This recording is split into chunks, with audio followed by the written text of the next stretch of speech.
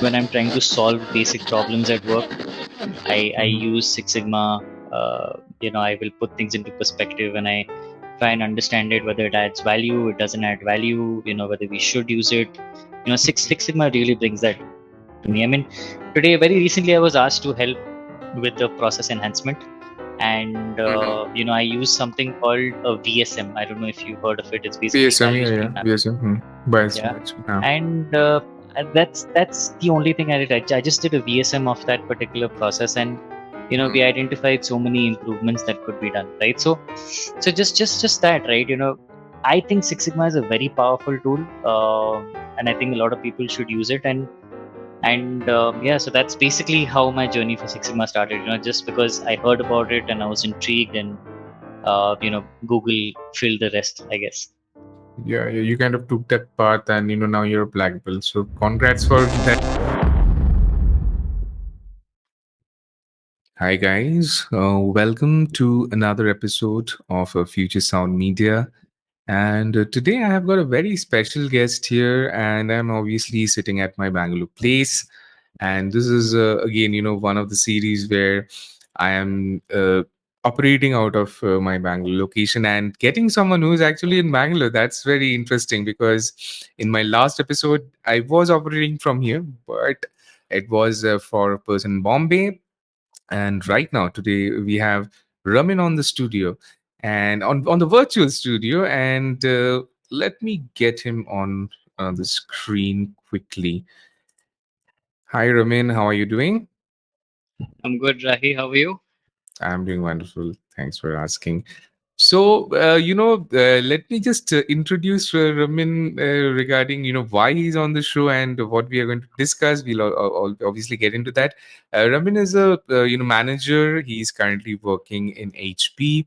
He has worked in other organizations, namely that is Wipro. I have in my previous organization I had had a chance to kind of work with him, so we'll talk about a lot of things. And that's the idea behind it, having the kind of conversation.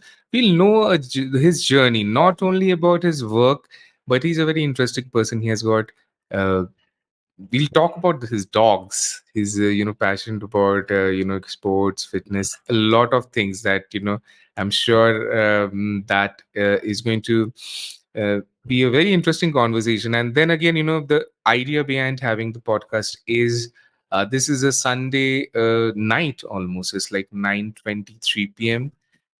We have had, I'm sure both of us had, like have a busy week coming in our office.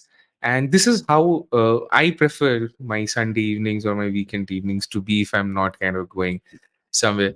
So yeah, coming to the show and coming to Raman, I will ask something. I'll start with a very generic question here. And since we first discuss about the professions we are in or the things that we are passionate about, I'll ask you a quick question regarding how did you get into this profession, Ramin, if you can say. It's a very, I think it's a good question to start with, and I'll tell you why. Mm-hmm. So I never wanted to get into this profession, right? In fact, Okay. I had interviews lined up when I was starting. I had interviews lined up for TCS and Wipro, Okay. and I had actually got selected for both, Okay. right? And these were like as freshers, right? And they just hire in Mm-hmm. bulk. So it's not like I was a huge skillful guy back then. But yeah, I could speak English always, which is what they really wanted at that point. Mm-hmm. And I remember I had this person who I would look up to for advice, right? And I went to him and I said, Mm-hmm. that I'm not joining Wipro and I'm not joining TCS because it's a huge organization, right? It's got thousands of employees in Mm-hmm. India. How are they going to notice me, right? There's one Mm-hmm. employee called Ramin who works out of Calcutta in whatever tower, let's say B, he sits in cubicle number, Mm-hmm. let's say 45. They're never going to know me. I'm never going to be Okay. really in the limelight. Okay. And I was very adamant of not joining. He Mm-hmm. actually forced me. He said that I should absolutely join it. and Mm-hmm. give it a try. If I don't like it, I can always switch to something else. Mm-hmm. And I wanted to join, those family run businesses which are like 100, 200 employees, where I knew Mm-hmm. that I could stand out, I would be recognized, I would be noticed.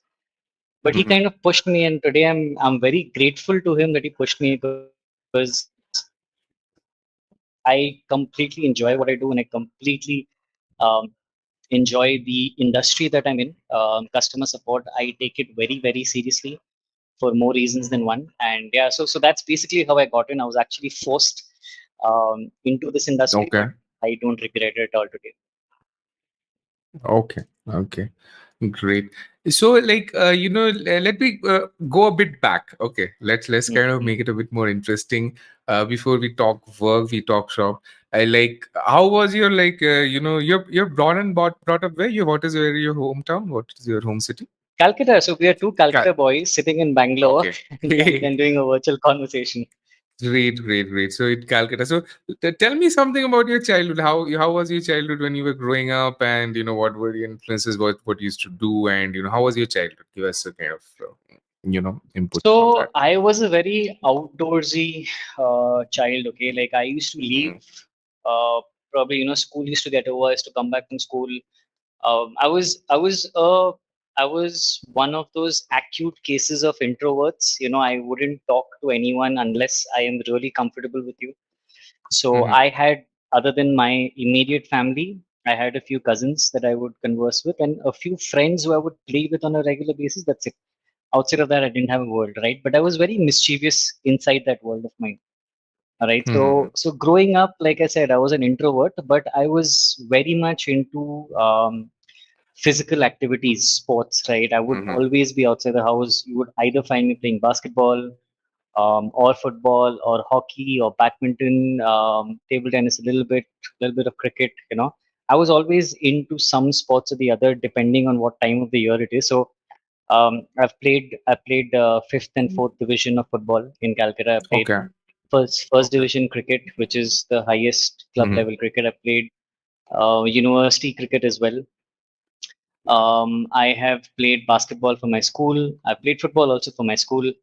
I was a Mm-hmm. fairly decent badminton player. I won a few tournaments in my club. I was a less than average table tennis player, but I could play.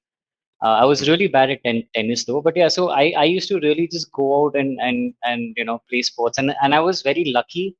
I was surrounded by people who were also equally enthusiastic in sports, Mm-hmm. and we were just playing throughout the day. And I used to come back tired at night. I remember my dad got really annoyed, and he started giving me a curfew of 9 p.m. Right, that I had to be back by 9 p.m. Okay. And I'd still not mean that. I was still playing under floodlights with my friends till 9:30, 10 at night. I Mm-hmm. used to come back and I used to get the scolding of my lifetime. But Okay. that's how I was. Sports was my world. I never imagined I'd be a proper working professional. I hadn't ever imagined that. Mm-hmm. So growing up, this is one side of it. The other side of it is, I had parents who really gave good values, right? And Mm-hmm. in simple things, right? Today, even if I go and let's say buy a biscuit from a shop, once the Okay. exchange is done, the bare minimum I do is Mm-hmm. say thank you, right, to the shopkeeper. Mm-hmm. And it sounds like nothing great, but nobody does it. Hardly anyone will tell a shopkeeper thank Mm-hmm. you, right? Mm-hmm. But it's always there. Whenever I do an exchange, I'm always saying a thank you, Okay. right? So these values were inbuilt into us. So Mm-hmm. I had that when I was growing up. I saw a little bit of my grandmother. Grandmother and my grandfather. They used to stay with us. So I was pampered a lot by them. Um, Okay. my brother might not like me saying this, but I was definitely my grandmother's favorite kid. Okay. So yeah, that's basically life for me while I was growing up. Mm-hmm. Okay, okay. And how about education? How was your schooling and everything? Were you a studious person or anything? How was that? Not at all. So I'll tell you a funny story. Before my board exams, I was picked for Bengal 19, and I was asked to travel to Pondicherry. Okay. And I was all set to travel. to travel to Pondicherry and Hmm. miss my boards, Hmm. right? But Hmm. my mom wouldn't have any of it. My mom said, Hmm. you can play again next year, but your Hmm. boards comes first. So yeah, I had to Hmm. skip the Pondicherry and I had to stay back. But I still Hmm. remember class 12. I think the day before my exam, I was playing on this particular ground called Rangers here in Hmm. Calcutta against a club called Hmm. Howrah Union. I scored 100 as well. So that's day before my board exam starts, right? So that's how studious I was. Hmm. My parents were convinced that I was not going to clear my class 12. In fact, my dad was almost in tears when he saw that I cleared 12 and I cleared fairly well. So I wasn't Hmm. studious, but I was decent in Okay. studies, right? Okay. I ठीक could है. hold my own. Okay, ठीक है, पार कर दिया ना, वही है, that's the Uh, whole point of it. Okay, yeah, yeah, so absolutely. yeah, so I'm not going to make this a LinkedIn thing, but for our folks who are like most of this, so I've got a very strange mix of folks who most probably listen or watch this, who I interact with. In one side I've got artists, Mm, in one side I've got folks who follow Zen, and then obviously my work is mm, surrounded by corporate people. So this is for the folks who are from the kind of corporate background, who most probably is listening to this on Spotify or Apple podcast, or maybe watching this on Facebook or YouTube. uh, if you could, not making, again, it's a LinkedIn thing, if you could just run us through your kind of career a bit, like where you started and what you currently do. It's okay if you don't want to name, but I can just see the like polo t-shirt, so I think we are like staring it No, out loud, but I've got no shame in saying that I work for one of the best companies, yeah, yeah. right? Oh, cool, cool. So yeah, I'll quickly take you through. So see, Hmm. I started as a fresher in customer support, Hmm. in as you said, Wipro, right? Hmm. And I actually joined. Uh, I won't say with a negative mindset, but I didn't join particularly with a positive mindset, thinking that this is what I'm going to pursue, right? Hmm. Because I didn't know at that point of time what I wanted. Hmm. Like I said, I was mostly forced Hmm. into taking that offer. Just by the way, I was so not serious about it is because I chose Wipro over TCS because I liked the Wipro HR. I still remember his name, Hmm. Mr. Arijit Thakur, and Okay. great personality, Okay. great man. I loved the way Hmm. he spoke to me in an interview, and he didn't have to speak to me the way he did. He was very Hmm. respectful, very courteous, and I liked that. So I said, the HR is good. Okay, let's join the Wipro, right? Okay.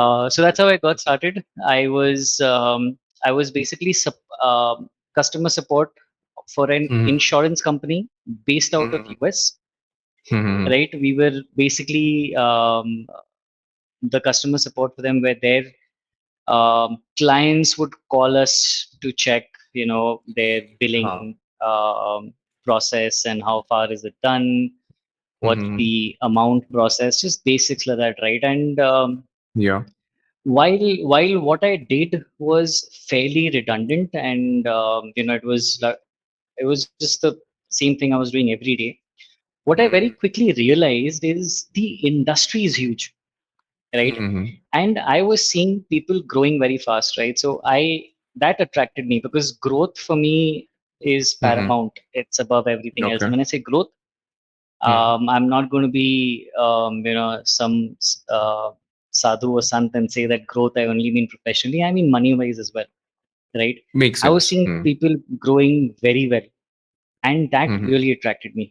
That's the lifestyle I wanted. That's the growth I wanted, and I Hmm. very quickly zeroed down that this is what I want to do.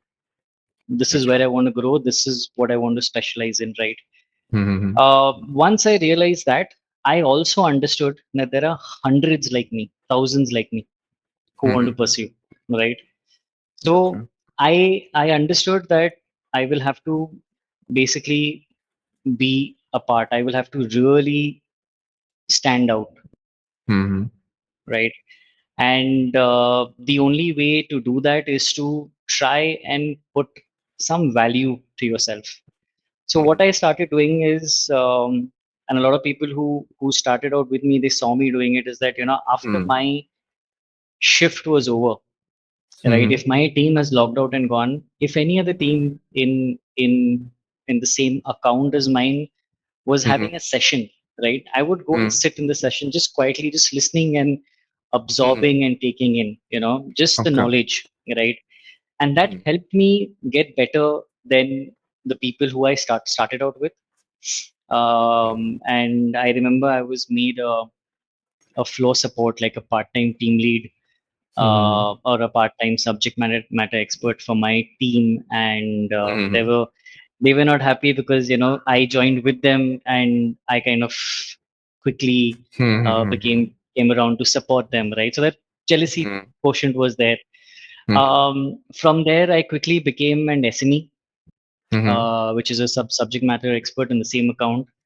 Mhm. Then I was someone who really doesn't sit and wait for growth in a particular account or a particular Mhm. uh, uh, you know uh, P&L, right? If there is a growth anywhere in the company, I think you're not leaving the company, right? So you should explore, right? So when I was eligible for a TL, I Mhm. realized that my account didn't have an opening that time, and Okay.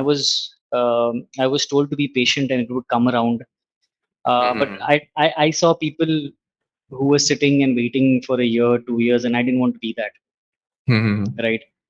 So I found an opening in a different account, which was a more Mhm. technical based account. Mhm. And even though I had no technical knowledge, I have a habit Mhm. of throwing myself in a pit all the time. So I applied for it, Mhm. Okay. and my interview didn't go that well, but then I got through. I became a team lead over there. Then Mhm.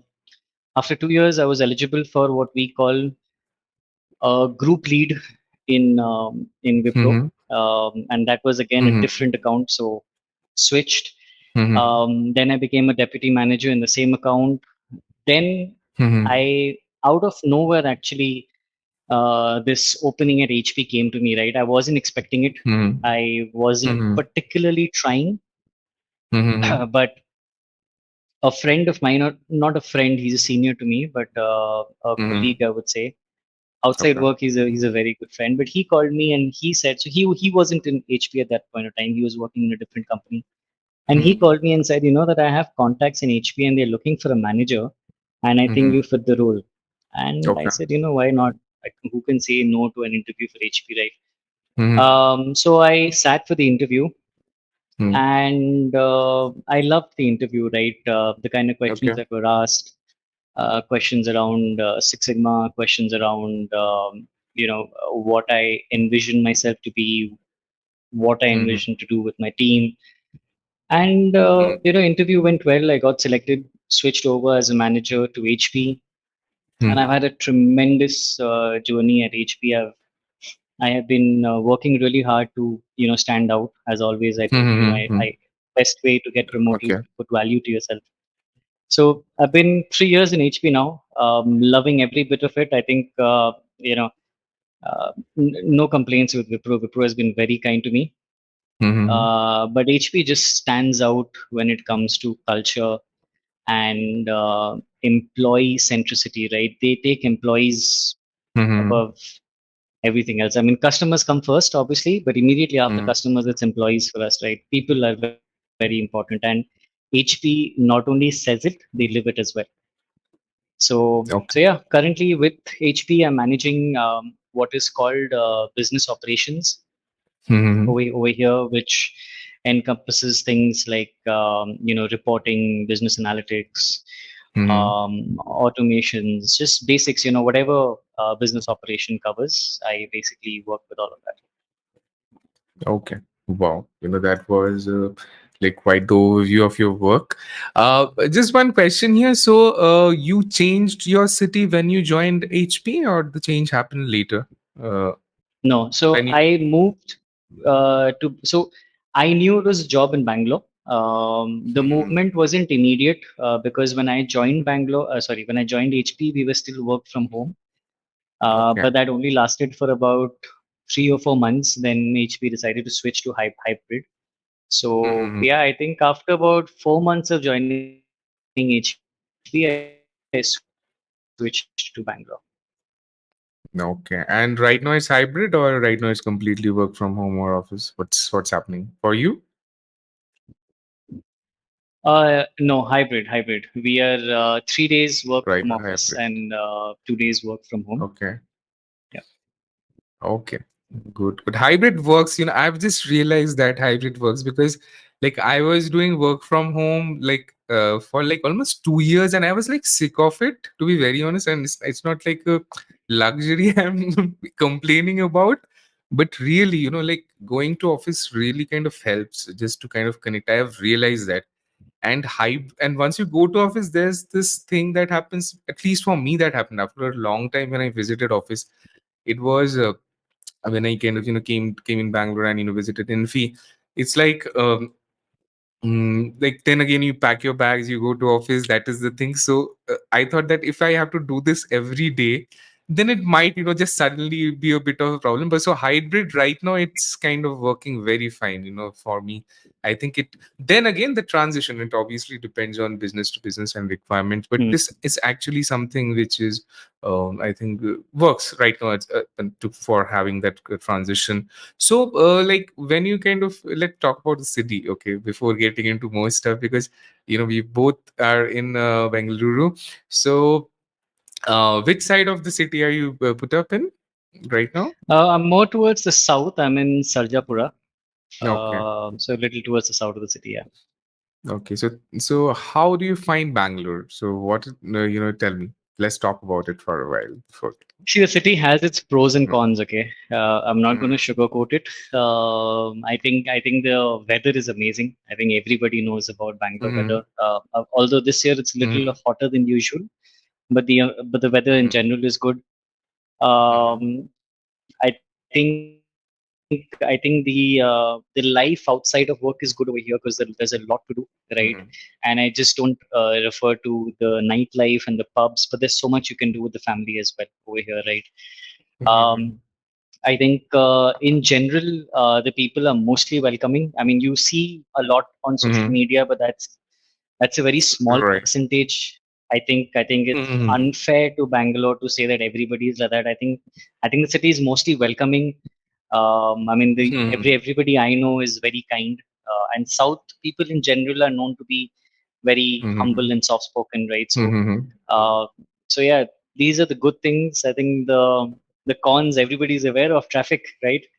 Mm-hmm. In fact, very recently while going to Calcutta, I missed my train because of thanks to Bangalore traffic, and then I had to Oh book man. a flight for the evening. So then I left 4 hours in advance so that I don't miss it again. But yeah, Okay. Bangalore traffic, I think, is a major concern. Outside of that, I Mhm, think Bangalore still has a lot to do in general infrastructure. I think mhm, that's a task that the government is that should really look into, and of course water. mhm, I think water is also being a concern right now. So I think these are the basic cons. Outside of that, it's a nice city to live mhm. in. Very nice city to have a husky in also because of the weather. So yeah, I'm Mhm. I'm I'm enjoying my stay We'll here. great, great. We'll get it. We'll talk about your canines, and we'll get that is going to have a section of its own. But Okay. since I've touched it, so just for an FYI for our viewers, I keep looking on my right side. So I've got my iPad. I've told Ramin also. So I've got a lot of things I want to ask. So just kind of referring him. It's just an amalgamation. On the left side also, I've got another notepad. So I will get into those questions. Uh, so. Since we are touching up in Bangalore, so regarding the work culture, okay, you come from Calcutta, and right now you're managing an account in Bangalore. You're working in through Bangalore. So what is the difference you found, like kind of working in both cities? If you could just kind of like how do we approach work in general? Is it like something which is relevant? Does the city matter? Have you witnessed it, or it is like, yeah, please go ahead. See, I don't think so. The city matters, especially today. Maybe 20, 25 years back, it would have been a important factor. But today, with everyone really switching their base for work, right? Mm-hmm. You've got people from all over working in Mm-hmm. Calcutta. You've got people from all over working in Bangalore also elsewhere, right? I mean, Bangalore has a lot of immigrants, right?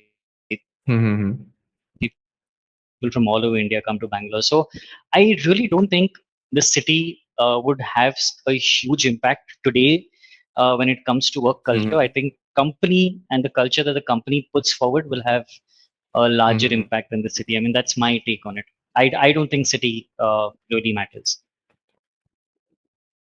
Okay. So the company that What you're about working, you? I so mean, wherever you are kind of work. So, I'll tell you one thing. For me, it is more of the account. So obviously, I will not be able to divulge more on the account, but it's more on the, obviously the company culture is there. I love how, you mentioned employee centricity. I love how, Infosys is so, employee centric. And I love the campus. Obviously, like I'm very gaga about it. So like, and even when I was in my previous companies also, is like I used to spend a lot of time in the campus itself. Like I was just discussing when we were offline, like even in Calcutta I used to kind of take a place. Even when I shifted to in middle to Indore for taskers, I was just nearby office. So mm, it's if I'm so that's what I'm saying. For me, working from office or hybrid really works because I try to be in the as much vicinity as my work, and kind of let it do its kind of job from there. Because if you're involved mm. in your work, it just comes across. Okay, okay, which might happen, that might affect your personal life, which sometimes does for me. But I really like, okay, so when shifting to a new city, this is my sixth city, by the way. So in this profession, this is my third city, but I have been part of obviously different work and kind of studio environment. So this is my sixth city. So like quite used. If you're able to see on my left, there's a red big suitcase. I think, yeah, aristocrat Okay. guy or Yeah. something. Yeah. So my new plan is that to live out of a suitcase. I just only travel with one suitcase, big suitcase, and one kind of rucksack, and that's it. So my thing is that all gadgets and everything should fit in the suitcase, and then you realize that what is important. So I feel my experience here is pretty what should I say, touch wood, because whenever I say this late mein kuch ek ho jayega jhol, and then I'll be I'm very positive person, so I'll say it's very nice. It's very nice for me, specifically my company, or the folks who work here. My colleagues have made me, I did not face any challenges. I just Mm, had to kind of ensure my everything was booked for me, everything was kind of done. So that is it. And work, I really love what I do. And so and now I'm able to kind of, the folks we've been kind of having meetings last 2 years on, I'm able to see them, and they're like from Bengaluru, they're, I'm just on my ODC. That is different. That fun is like completely mm, different. So yeah, I'm right. enjoying. I'm like right now, even objective. I don't think my answer would be very objective, because I'm very gaga phase about returning to office right now. So most probably once that it kind of maybe 6 months later, I'll be in a more objective, and I'll give a more Mm, objective answer. But right now I'm just like a traveler. Today morning I went to this nearby ISKCON. It was like I'm just having fun. mm, That's the whole idea. So yeah, that's about right. me. See, Ramin, I'll tell you, if I keep blabbering, I'll go on blabbering. So generally, in general, when I talk or in my work, I will not talk, and this is the only place in my whole week I get to kind of talk with people. So if you find me kind of blabbering, just I think Thora. What is the right word? Kind of, yeah, just that happens. So I'll maybe kind of edit off later. But yeah, okay, so that's about the Sure. city. Now let's the reason I wanted to kind of have this conversation with you is that, and like I'll be kind of discussing this with other folks also who are in in this kind of work environment, is that I wanted to understand you work as a manager. It's like a this is a big business of people, right? So uh, what do you think are the top three qualities a corporate manager or someone who manages a team in general? I'm talking about operations here. I'm very much interested in someone who's managing operations in a kind of a high paced, high striving business environment. What should be the top like three or four qualities managers should have according to you, because you've been doing this for quite a while now? So yeah. Hmm. That's a really good question. I think to categorize it in just three or four will be tough, but I'll try and do it. So see, um, firstly, we need to understand that, like you said, it's a business of people when you're a manager, right? Hmm. And I think if I need to put it into top three, and this is not in priority preference order in any way, I think first is you got to be a people person. When I say people Hmm. person, I don't mean someone who's outspoken or someone who's extrovert. I mean someone who understands people, someone who Hmm. has emotional intelligence, right? I think emotional intelligence is very, very Hmm. important, especially in today's post-COVID world, right? Hmm. So people skills are very important. Second is you must be a visionary thinker, right? You must have a vision whenever you're thinking of something, right? And that vision could be Okay. about your team. That vision could be about Hmm. yourself. That vision could be about a Hmm. project that you're a part of. Anything, Okay. right? But you have to have a vision when you're thinking. You cannot be only short term, right? Okay. Hmm. And the last is leadership skills, right? Okay. As a manager, you must have basic leadership skills such as, and we talk about this a lot, which is being a very Hmm. good listener, right? This is paramount. Hmm. You have to be a good listener, right?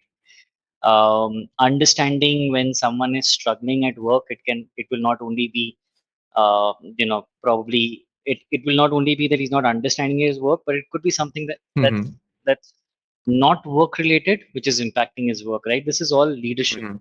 skills that people should have. So yeah, I think these three, I think people skills, leadership skills, and being a Hmm. visionary thinker are very important, not only to be a manager, but to grow, right? I mean, irrespective of what field you're in, eventually Hmm. you will grow to lead people, right? So these three are very important. Hmm. Okay. Let me ask you one thing. This is, I would say it's a tangent question, not actually specific to this. But do you think, like, and when I'm talking about this, I'm talking about the work stream as in general.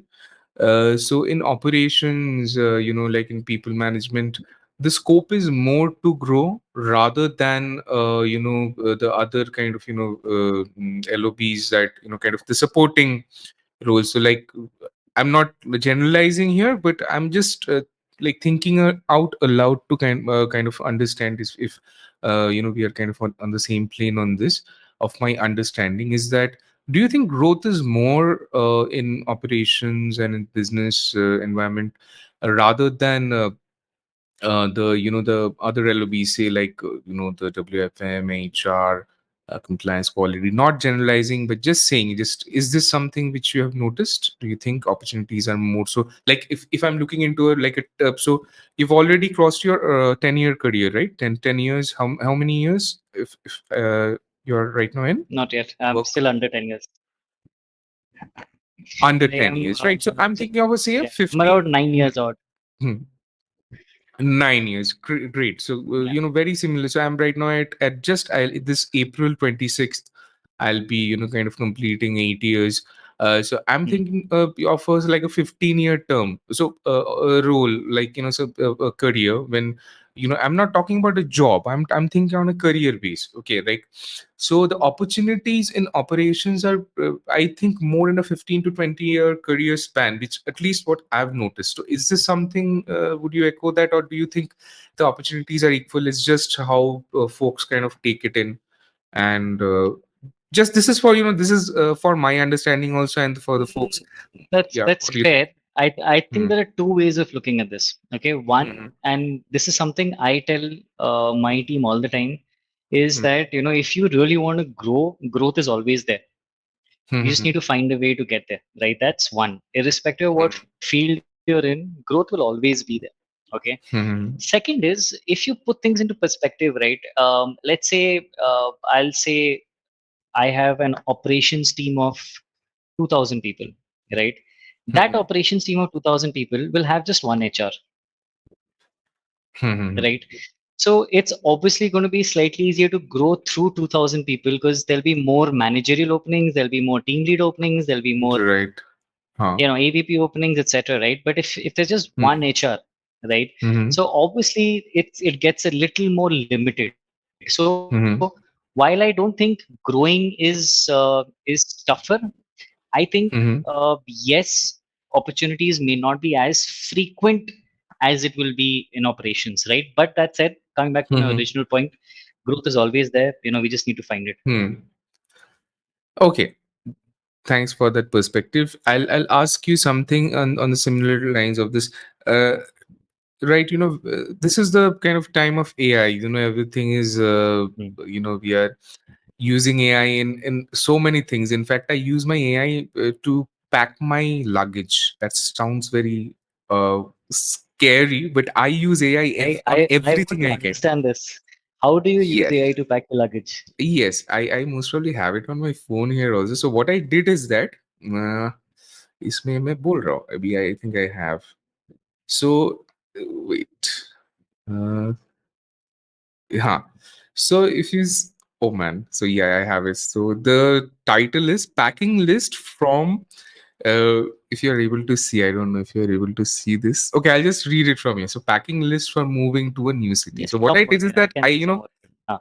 yeah, I'll tell you. So it is here. So what has happened is that, so like when I was packing, I'm a very lazy packer, like lazy and huge, like heavy packer. Like I pack a lot of things. So the mistakes I've made when I have shifted to cities is that, like I I could not. And in my Calcutta place, it's like so many things. I'm surrounded by things, more things than for how many things can one person accumulate. So I had accumulated a lot of things. So what I did with AI is that I was like, first though, obviously give me a list of a 30 kind of the plus year old moving to a new city. What are the essentials that can be packed in one suitcase? That was the starting of my conversation. I use chat GPT-4, like I use the co-pilot of Microsoft Bing. So it's very beautiful, the interface. It just like feels like I have an assistant. That's how I use it. I use for everything. So then he gave me that back, so I kind of refer in that. So then I was like, okay, fair enough. Then I kind of made my, in the next 1 2 days, I got whatever I was missing, and I got the shopping list, everything done. And then the day before, I would kind of no day nahi, day to day before I would start packing. I asked me, this is here.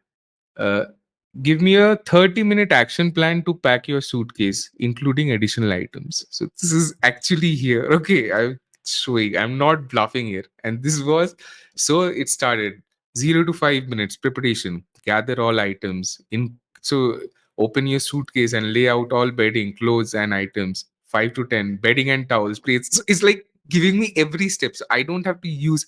So I always think that this is a beautiful time to be in. Okay, because I Hmm. was thinking, um like when I even came back today, from like I told you, yesterday I had a conversation with you. There was this plan that happened. I had to go and visit. I was very tired when I came back. Okay, so I came back in the after kind of, it was a lot of walk. So I was like, is my mind going to be at 100%? Obviously not. So I was going to sleep. Then I was thinking, okay, I already had a lot of questions for you, or having this conversation, like I had a lot of things planned. So I thought, but I did not make the whole summary. Okay, I have, like, as I said, that's the reason I've got two questionnaires happening. I would just look into this. So uh, that back preparation, I thought, okay, what? I thought, okay, I have got Chat GPT. What do I even, yeah, I'll just put it into there and say, give me, these are your two data points. I've prepared it because this is not the first time. I think this is most probably uh, how many folks I've been kind of doing podcasts with is crazy. I've been doing this for 2 years now. Okay. So I have all these things and specific to your thing. So I just entered the data. The first thing I woke up and it already gave me, but still I'm kind of doing this. So yes, AI is everywhere. That's the question where the question I was kind of doing on this was, now that AI is into our businesses and everything, kind of work life, and how much you think that there's this there's this what should I say? Everyone is scared that AI is going to take away jobs, and that is very much something. But obviously, AI will create a lot of opportunities to see. You have to be relevant, right? That is I think that's the most important thing. If you're not relevant, if you're Yeah. still you know living in something, if you cannot upgrade yourself, you'll never, anyways, you'll fall off the back, right? So for you, the question would be, what jobs do you think are going to get hit because of the technology that we are getting into, the powerful technology that we have right now? And have you seen this already happening in your environment? You can mention specific, if there is.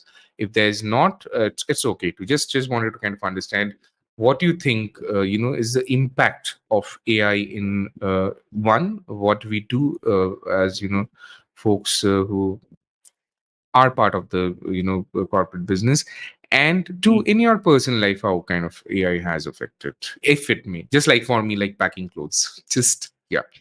Absolutely. No, see, Yeah. I don't really need to dig too deep for an example. I don't know if you, Mhm. sometime back, I think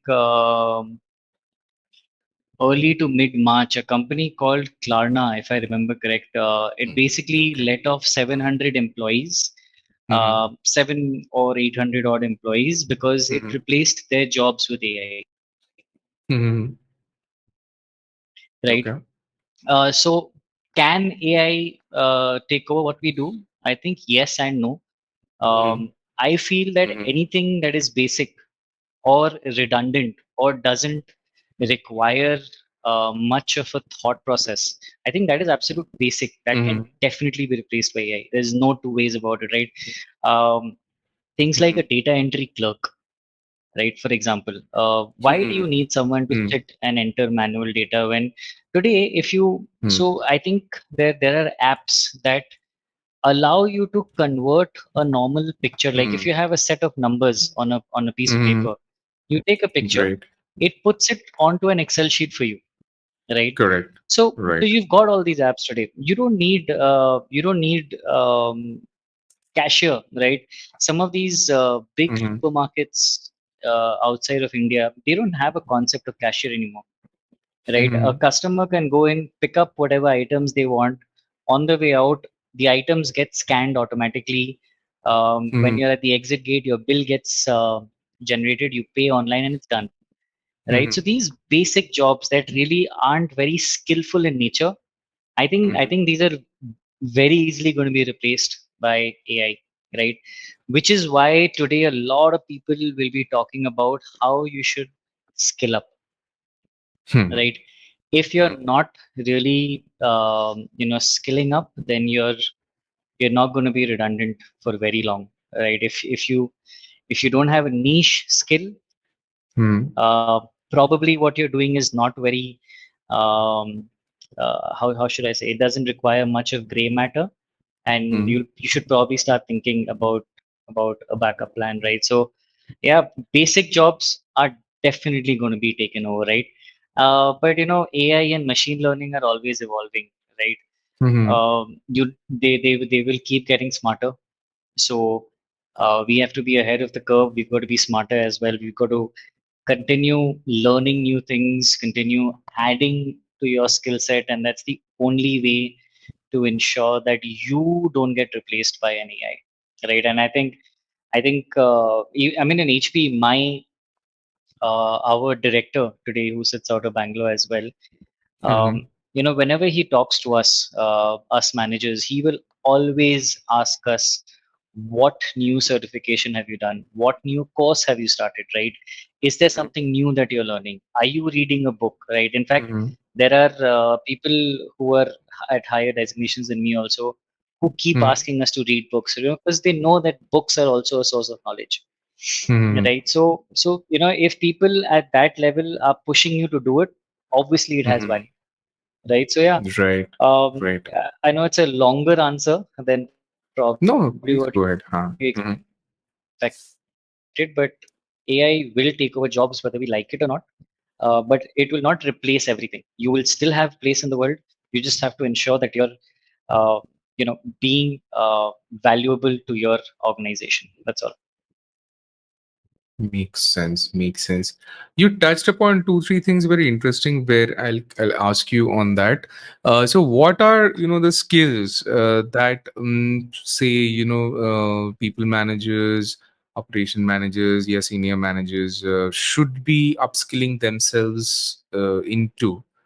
Uh, what do you think? And what are the upgradations you have done in the past, say 3 years? 3 years to be will be a bit larger. Last 2 years, what are the upgradations and skills? What new stuff that you've learned or upskilled yourself in the last 2 years? See, uh, honestly, in today's world, there are a lot of courses. There are a lot of certifications out there. If you go to LinkedIn Learning, right, Mm-hmm. and if you go through the list of certifications they have, it's endless, right? So there's a Okay. lot that you can do. I don't think it's limited to any particular skill set. So I'm currently doing something called emotional intelligence, right? I spoke about that Mm-hmm. some time back. Right. I'm actually doing a course on emotional intelligence because, see, I'm not an expert, right? And those two three things that I told you about what you should do to, or things that you should have to grow or be a Mm-hmm. good manager. I don't Right. have those today, right? I am saying that because I am seeing people who have those skill set grow, Okay. right? So I know these are important. So I'm currently going through something called emotional intelligence. I've done something called design thinking. I've done something called change management. I'm of course a black belt in Six Sigma. So these are few things that I have done. Mm-hmm. And I'm constantly going to find few things that I know will be relevant for my work, right? uh, and I'm going to constantly do it. I'm very fortunate to be part of an organization that really uh, promotes and asks its people to really skill up, right? In fact, we have a dedicated team inside the organization that Mm-hmm. kind of, you know primarily looks into ways of helping people skill up, right? So it's basically it's the team that helps our workforce get more intelligent, right? Okay. They're a team of trainers, they're a team of facilitators, they're a team of people who are understanding what are the skill sets required and putting it on our company website so that people can apply for it. So I'm very fortunate in that way. Mm-hmm. Um, Coming to what skill ups or what skill sets should a good manager have? See, I think basic understanding of people has to be there, right? And Mm-hmm. a lot of people think that understanding people is something that you're born with. It is not. Being a people Mm-hmm. person is a skill that you can develop. I mean, I told you I was an introvert, right? If you see Right. pictures from my childhood, I was always in a corner in any Mm-hmm. picture, right? Mm-hmm. But I've developed the skill of being around people. I've developed the skill of speaking to people. I've developed Mm-hmm. the skill of being a people manager, right? It is a skill and you can develop it, right?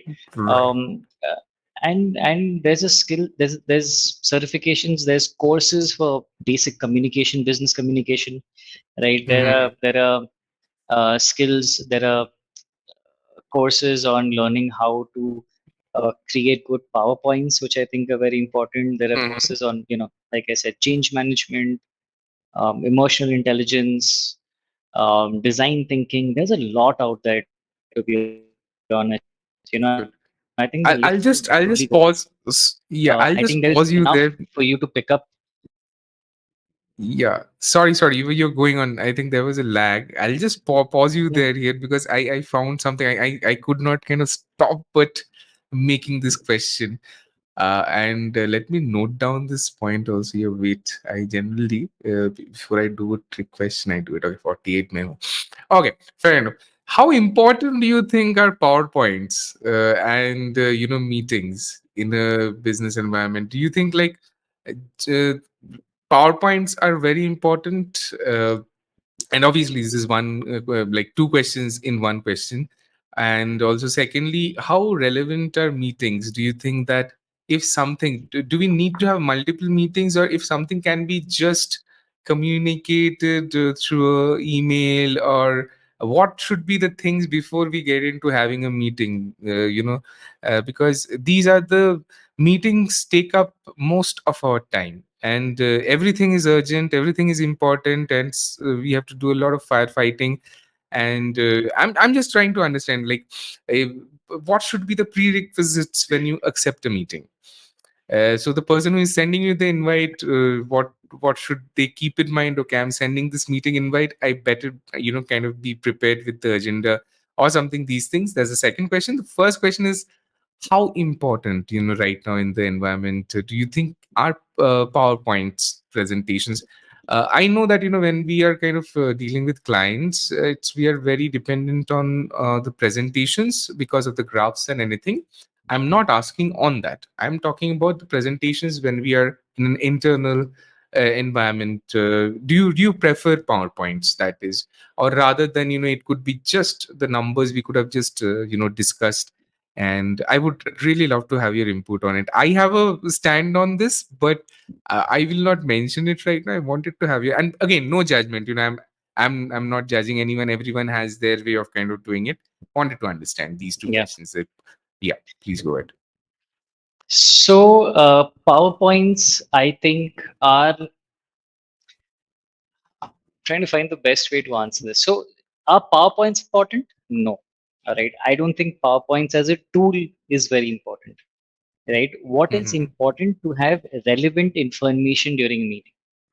Mm-hmm. A lot of people will stress that, let's have that information on a PowerPoint because you can Mm-hmm. modify it and you can give it a very nice look, right?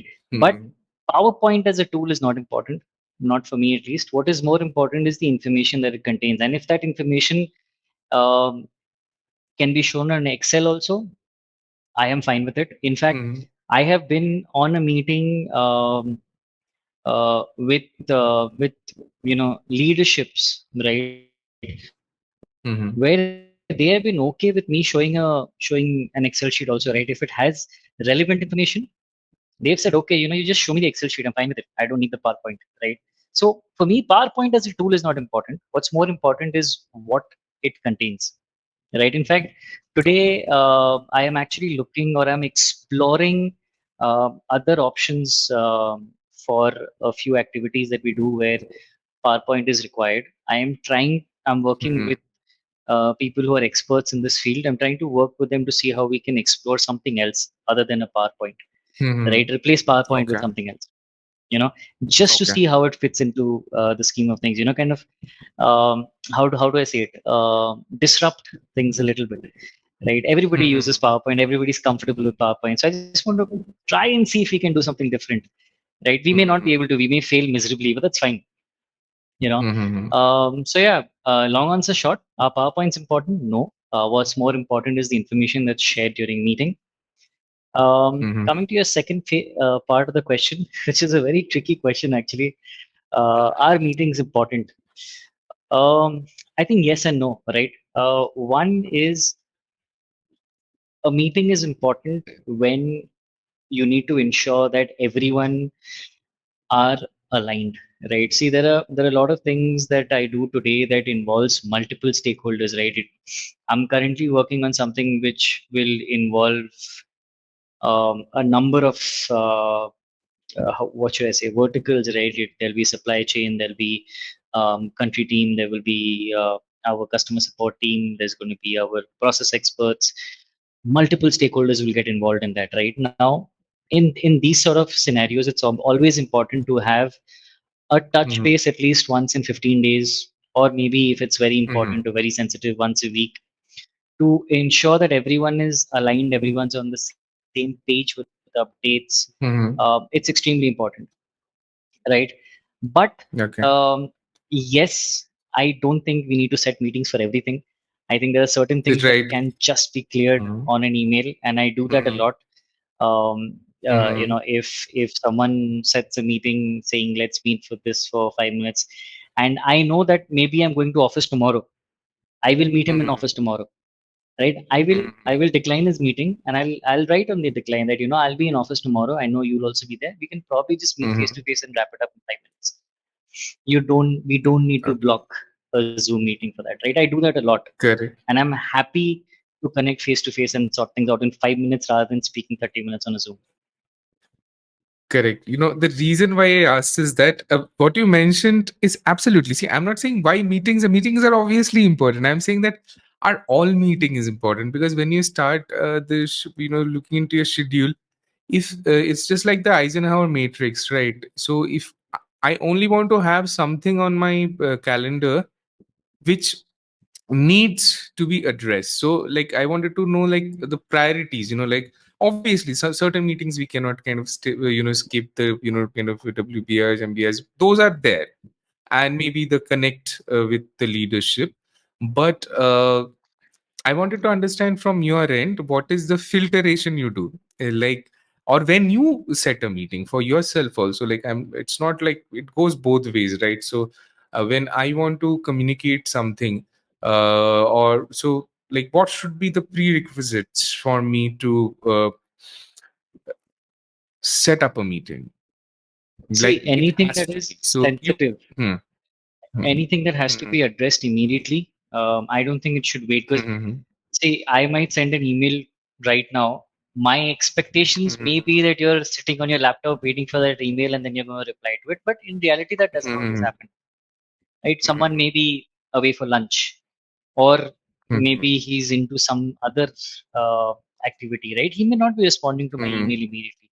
So if it's something urgent, something sensitive, I think a quick meeting is good. However, prerequisites for a meeting, and I do this very, very often, is hmm, the reason for the meeting should be mentioned, either hmm, through the subject line or in the mail hmm, body. You should mention why the meeting is held.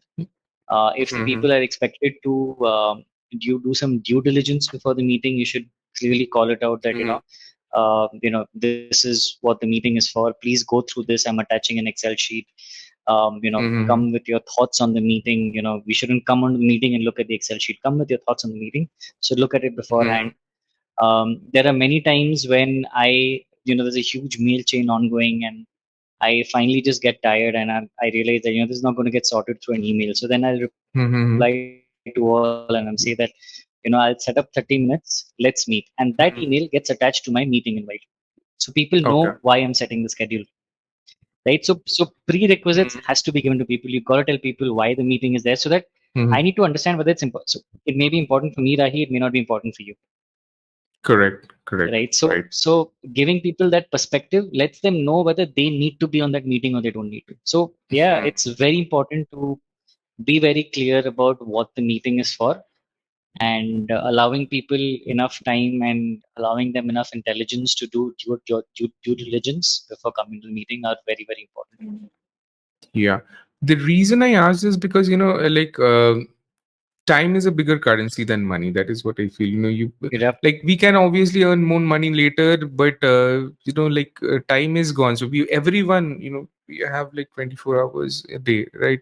So in that we have to schedule everything. So uh, which brings me to the next question, and we will kind of move a bit from your work life to how you kind of manage thing personally. And I'm kind of like more interested in that too also, because see there's a saying, like if you do something one way, it will reflect in all other things in your life. If I'm a like uh, organized person. Ideally, like there are obviously exceptions, but if I do things organizedly, it will like obviously kind of flow into the other things in my personal life. Will kind of ideally there it should. So that's the reason. My next question is like do you have routines or schedules in your personal life apart from the schedule that obviously your work life entails?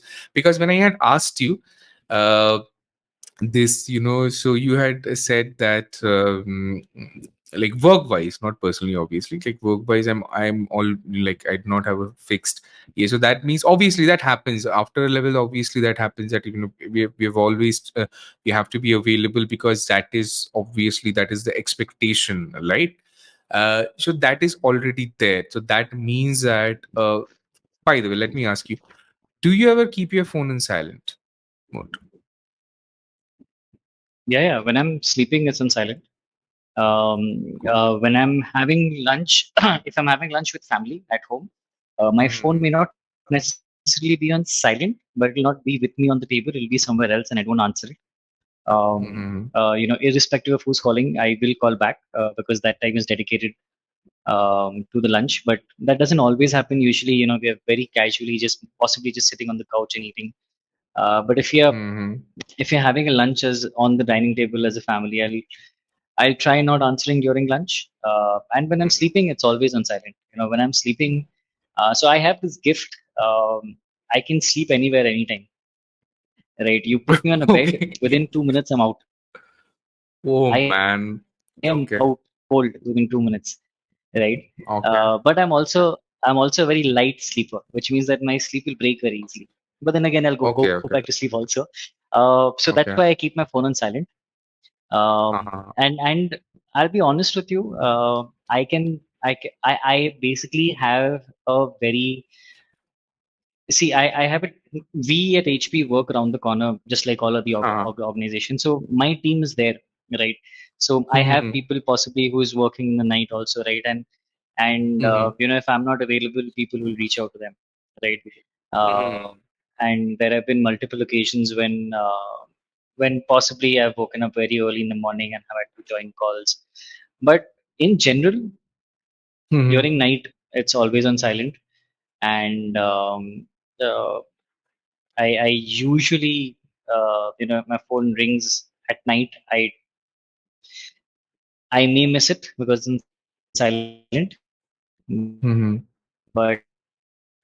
this is when I try to keep my phone away. In fact, Okay. when I work from home, Hmm. the days I work from home, I have blocked my calendar for lunchtime. I don't allow people to block Right. that time for meetings Hmm. because my lunchtime has to be my lunchtime. I should be allowed that. And I Hmm. block it off in my calendar so that nobody else Hmm. sends an invite during that time. And, I may sound very high nosed about it, but I think everyone should do it.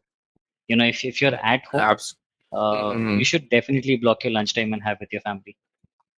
Absolutely. Regarding lunch, I'll just put in like if you are doing so many things, if you're earning money and why you don't have a proper time for lunch, you cannot give like 30 minutes just to sit and eat, then you're doing something wrong. Hmm. And like gobbling up food and yeah, you're doing this is okay, like extreme situations we do, but there should be at least some time, man. Like for me, it's like not lunch, it's like the morning or whenever my morning can even start if I'm doing a night like 7:30 at PM my morning can start, but I'll just kind of take my schedule. Yeah. Just in my morning, my breakfast is very important. Like first 2 1 2 hours in my morning, it's just for me, so that I'm kind of primed for the whole day, and I Hmm. can manage my schedule.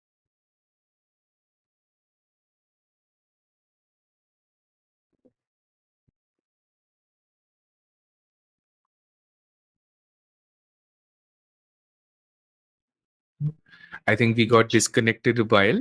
Are you there? Yeah, yeah. Yeah, I'm yeah. back now. So wait, let me just mention disconnection had happened at 102. Give me a moment. Let me make a note of it. Actually, 102.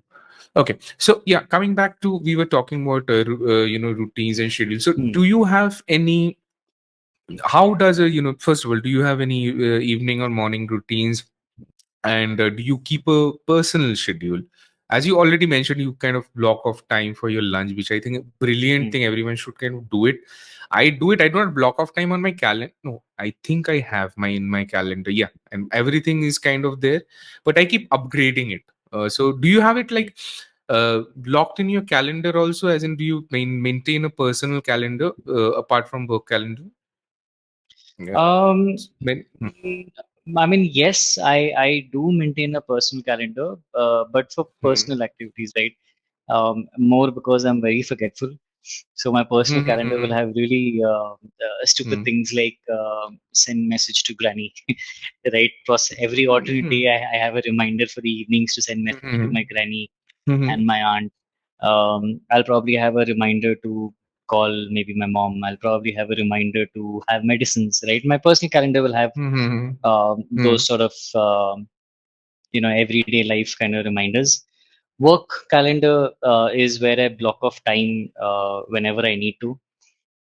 I Hmm. definitely have a routine. So I'm not a morning person, right? Hmm. I can't wake up and get onto meetings. I just cannot do it. Hmm. To save my life, I can't do it. So my first Hmm. half of the day is mostly I try and go through my emails. I Huh. go through my IMs to see if there's anything sensitive. I'll probably finish off all my if there's any approvals pending the Hmm. system, I'll probably finish those off. First of half of the day usually goes off doing all these while I drink my tea. Um, Hmm. and this will be for, I won't say first half, but for the first couple of hours, this is how it is. Of course, Hmm. there may be certain urgent meetings or impromptu meetings that I get pulled into, which is one off and which is fair and Hmm. fine. But in general, I try not to schedule meetings for the first couple of hours in my day. Hmm. After that, for the next couple of hours, I will be more than welcoming for any meeting that is more than two people. Like any conversation that Okay. has me and maybe three, four other people, like a group, I'm fine with it. Hmm. One-on-one conversations comes, after maybe 4 hours of of work, right? If I have one-on-one connects with my team, or I have Hmm. one-on-one connects with my manager, I try and keep that for a little later because that's when I know I will be able to be 100% attentive to them, right? So to be more fair to them, that's how I plan Hmm. my day. Okay, so okay, it's a bit different for me. So you basically you do your one-on-one meetings, and then because you'll be able to be more focused. That is what you're stating Right, at the right. end of, Yep. and you kind of communicate with say a larger group in obviously in the beginning. Okay, fair enough. Uh, Right, so right. this is again work. Okay, I'm more interested about like again I'm reiterating in your if your personal schedule you said that you block of time and everything. Let me be Hmm. more specific if I'm able to. Okay. First of all, what tool do you use personally to you mentioned that like you give reminders, like you kind of have reminders for your medicines, you're calling up your grandmother and every all these things. So there's this thing called a GTD. I'm sure you've heard David Allen, getting things Hmm. done. It's said Yeah. that like in our heads, like we are not good at storing things in our heads. That's the reason we have a system. So there's this obviously the GTD system. I myself personally use a Todoist app. I don't know if you have heard about it. It's really nice for like the things just come. Right now while I'm talking with you, I know that I most probably need to order something in my grocery list tomorrow. I would not just keep it in mind. I'll just most Hmm. probably just put it in the to do and it's there stored tomorrow, and whenever I'm kind of opening Hmm. it there. So do you use any specific apps for your personal productivity, or like what do you do, like how do you what's the productivity No, system for you? Yeah, it's just all which. personally, I don't have a very refined app for it. I use Google Calendar. Hmm. That's where I mean, Yeah, everything for me that's is backed up in Google. So all of my reminders hmm. go into that itself. What I also do, Hmm. I have a to-do list, but I'm a little old-fashioned in that. I use a diary. I love pens. That's the best. I buy nice pens. In fact, I have a very unique blue color pen and a pink color pen right now that I'm using from Uniball. Oh, okay. And yeah, all my to-do list is on my diary, and my diary is always with me. Every day I open my diary at the start of the day to see if I have any to-do from yesterday that is still pending, right? Hmm. So I use my diary and I use Google Calendar. Okay. So only short, I love diaries. Okay, but I'll tell you that the only reason I do not use anything that is non-digital is that for me now I can tell you one thing. Like I use notes on my iPhone for any kind of sudden scribbling because I know that all my devices are kind of obviously synced on the cloud. But if I do a Mhm. note on a diary, but diary is more effective, right? Writing something down, it's much more effective. But the only my challenge on that would be like the later finding out. So I can right now, Ah, if I do a search, I'll be able to most probably go back to last year November and say, okay, on November 26th, what were my thoughts, what were my challenges, and I will mhm. just kind of do a search within seconds. I'll have it. To for me to kind of do it on a diary would be a bit challenging. So that is the only reason. No, no, Like absolutely.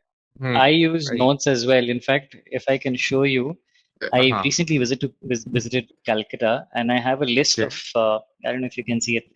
Food, you can't It's a see it, bit right? It's Kolkata visit food list. Acha, Yeah, acha. it's a Okay. list of Yeah, you're food items that I wanted to have, right? And I've put it acha. on notes Great. with a check box to ensure that at least I should cover, 60% of those in the limited Good, time yeah, frame that I good. have. So I use notes as well because I wasn't going to carry my diary there, right? So Uh-huh. to be honest, I think it's a mixture. I use Hmm. notes as well. I use my diary. Hmm. I use Hmm. Google Calendar, but Hmm. I'm not, it's not just one particular app that I use. It's a amalgamation of a lot of things that I use. Hmm. Subconsciously, it's just become a part of my life now. All of these. Right, right.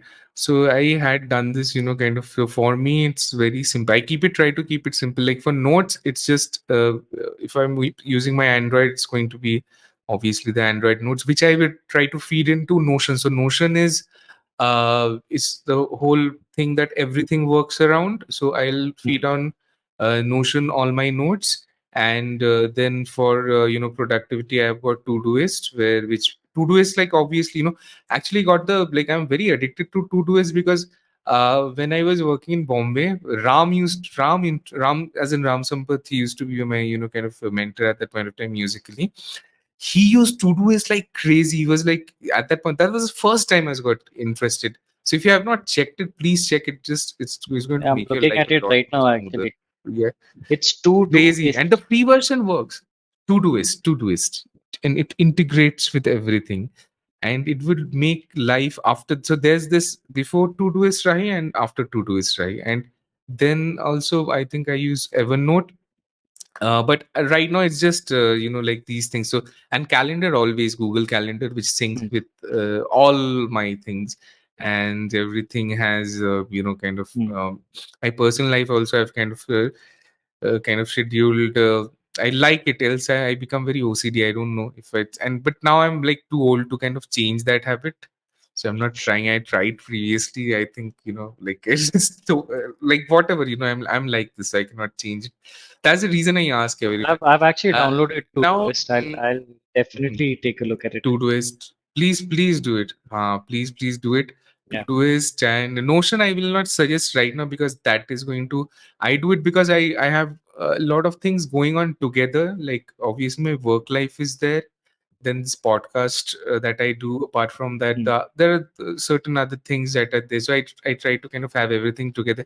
I really like recently, and I would like to kind of have your opinion on this, since you are also outside your hometown and you also travel. Uh, what is your take on minimalism, like the things that we own, like there's a thing called the things that we own end up ending ourselves, like ending, oh my goodness, that's so owning ourselves. So like it's like how important, so we are like very capitalistic driven work environment we work in. in your personal life, how important is obviously you mentioned money is important. Everyone, I'm not money everyone loves, obviously. I'm not saying the importance of money. I'm saying how important are things, as in like do you are you aware of this concept called minimalism? Have you heard Yep, yep. about it?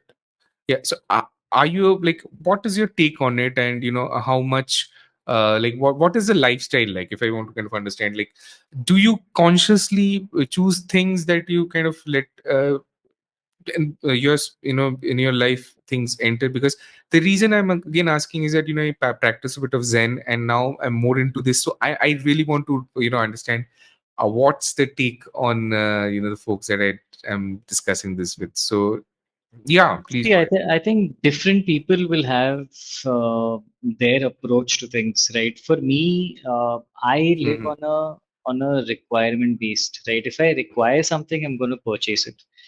Mm-hmm. If I don't Okay. require it, I may not purchase it, right? I think I'm Mm-hmm. somewhere I'm of sorts a minimalist, not exactly like in my study room. I have this picture at the back, if you can see it. Mm-hmm. I have my study table Mm-hmm. and whatever accessories I Okay. might need to work, a, a monitor, a Okay. mouse, etc. And that's it. And I have a picture of my family here. That's about it. My study room Mm-hmm. doesn't have anything else, Mm-hmm. right? Uh, Okay. my bedroom has a bed, a bedside lamp, a bedside table, and we have inbuilt cupboards here. But other than that, nothing, right? Even in Mm-hmm. my main room, I have a couch, a TV, a dining table, and that's it. A lamp, Mm-hmm. a rack, a small rack where I keep books, Mm-hmm. etc. That's about it. So I really don't surround myself with uh, excess things that I know may not really be required. Right? I Mm-hmm. get by Mm-hmm. just with what I have, and I'm more than happy with that. Right? But then again, I think different phases of your life will have Mm-hmm. a different thought process for you. Tomorrow, when I'm earning much more, right? Tomorrow, Mm-hmm. when I know that I will be able to spend openly without thinking of, if okay, if I buy this worth 10,000, how much will I be left with in my bank? Right? Today we think that, right? But I hope, you and I both will come to a stage in our life where we can spend without thinking that, right? So possibly when I'm there, I might have more things in my house. I might I might be a little more spendthrift than I am today. Today I'm more of a miser than a spendthrift. I buy things that I need. But yeah, when I really have when I'm grown both professionally and money wise, that might change. I'm not saying it will. It may, right? And I Okay. think I think this is true for everyone. If you have money to Mm-hmm. spend, I think you will end up spending it, right? I mean, what are you going to do, keeping all of that in the bank, right? I mean, we are hardwired today in such a way, marketing is superb. People, the advertising we see today, it's all very, um it really attracts you, right? So you will end up spending. So when you have more money, I feel everyone's going to end up spending. Yes, that said, I know a lot. I have friends, two, three, who are well-to-do in life, but they don't really spend like crazy, right? There will be exceptions, but I think being minimalistic is more to do with where you are in your life currently. Mm-hmm. I think that could change as you grow in your life. As you when you have a family, for example, you have a wife, you have Okay. kids, you'll need more things in the Mm-hmm. house. You cannot be a Okay. minimalistic that way. You can't force Okay. your ideals onto others, right? Similarly, when you have Right. more money, you may be single, but Mm-hmm. you have more money, you might end up spending a Mm-hmm. little bit more, right? So I think it will Okay. change. I think Ah. yes, I still don't surround myself with excessive things. I don't like it. I don't like living in a Mm-hmm. cluster. I like to have Mm-hmm. room to move about in my house. Plus, we'll Mm-hmm. touch base on this later, but I have three dogs, so I need to give them space also to move around, right? So Mm-hmm. yeah, for me, life is having minimal things at home, but I know Ah. that might change in the future. That may change in the future. Okay. Okay. No, I'm on the complete opposite side of the spectrum. I'll tell you why. Because, like, I if I don't know if you have watched any of our like previous videos, or if you have seen any updates of mine. So in my in Calcutta, I've got a like a studio where I've got like most probably like 12 guitars, 5 keyboards, two workstations, and thousands of books. And after a point of time, like and obviously I've got my dogs and everything, but they anyways उन लोग का तो अलग अलग scene ही है. But it's like, for me now that obviously I'm a spiritual person, so it's more about a zen thing and everything. Hmm. It's like I feel that the more kind of whatever like earning, it's obviously that is there, but it's not only that. Now I feel that it's more about experiences.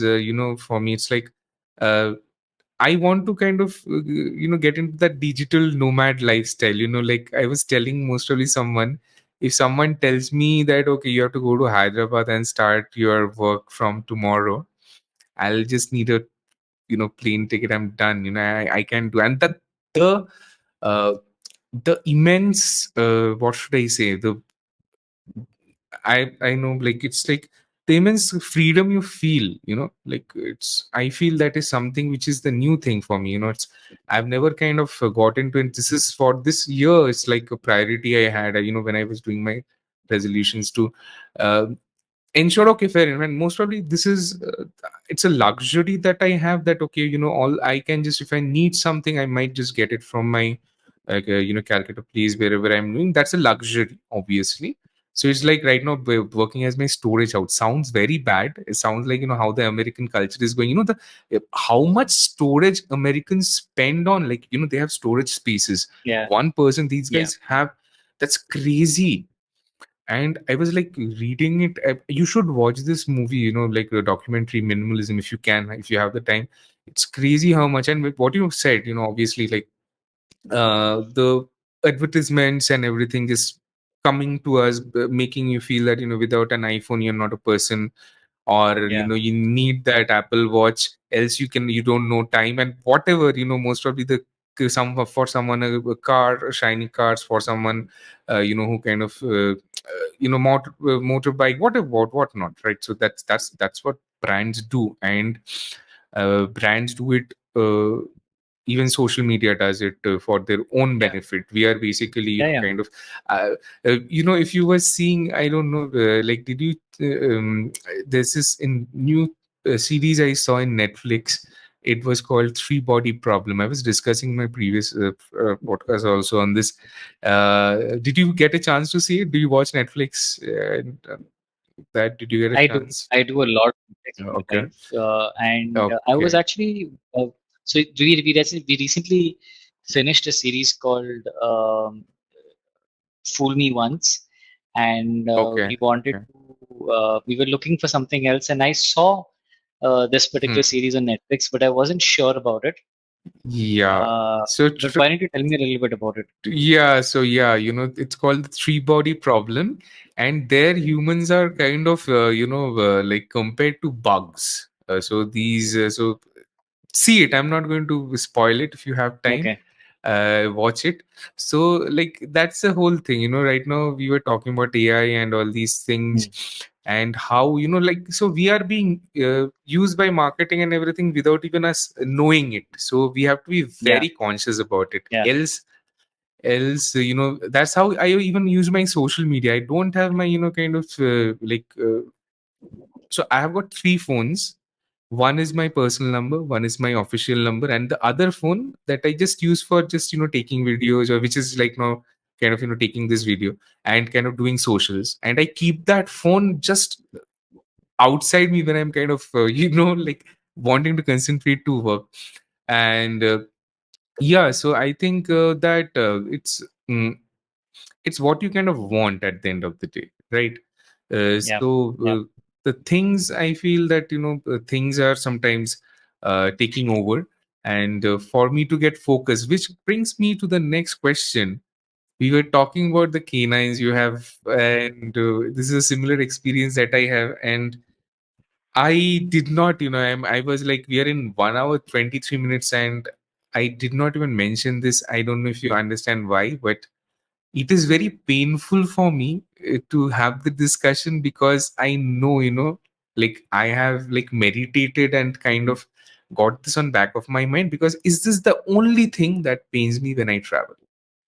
That I miss my dogs. But yes, Yeah, I obviously, can imagine. I want to discuss about this, and let's kind of hear about your dogs, and how did you? They're in Bangalore with you, right? Your dogs.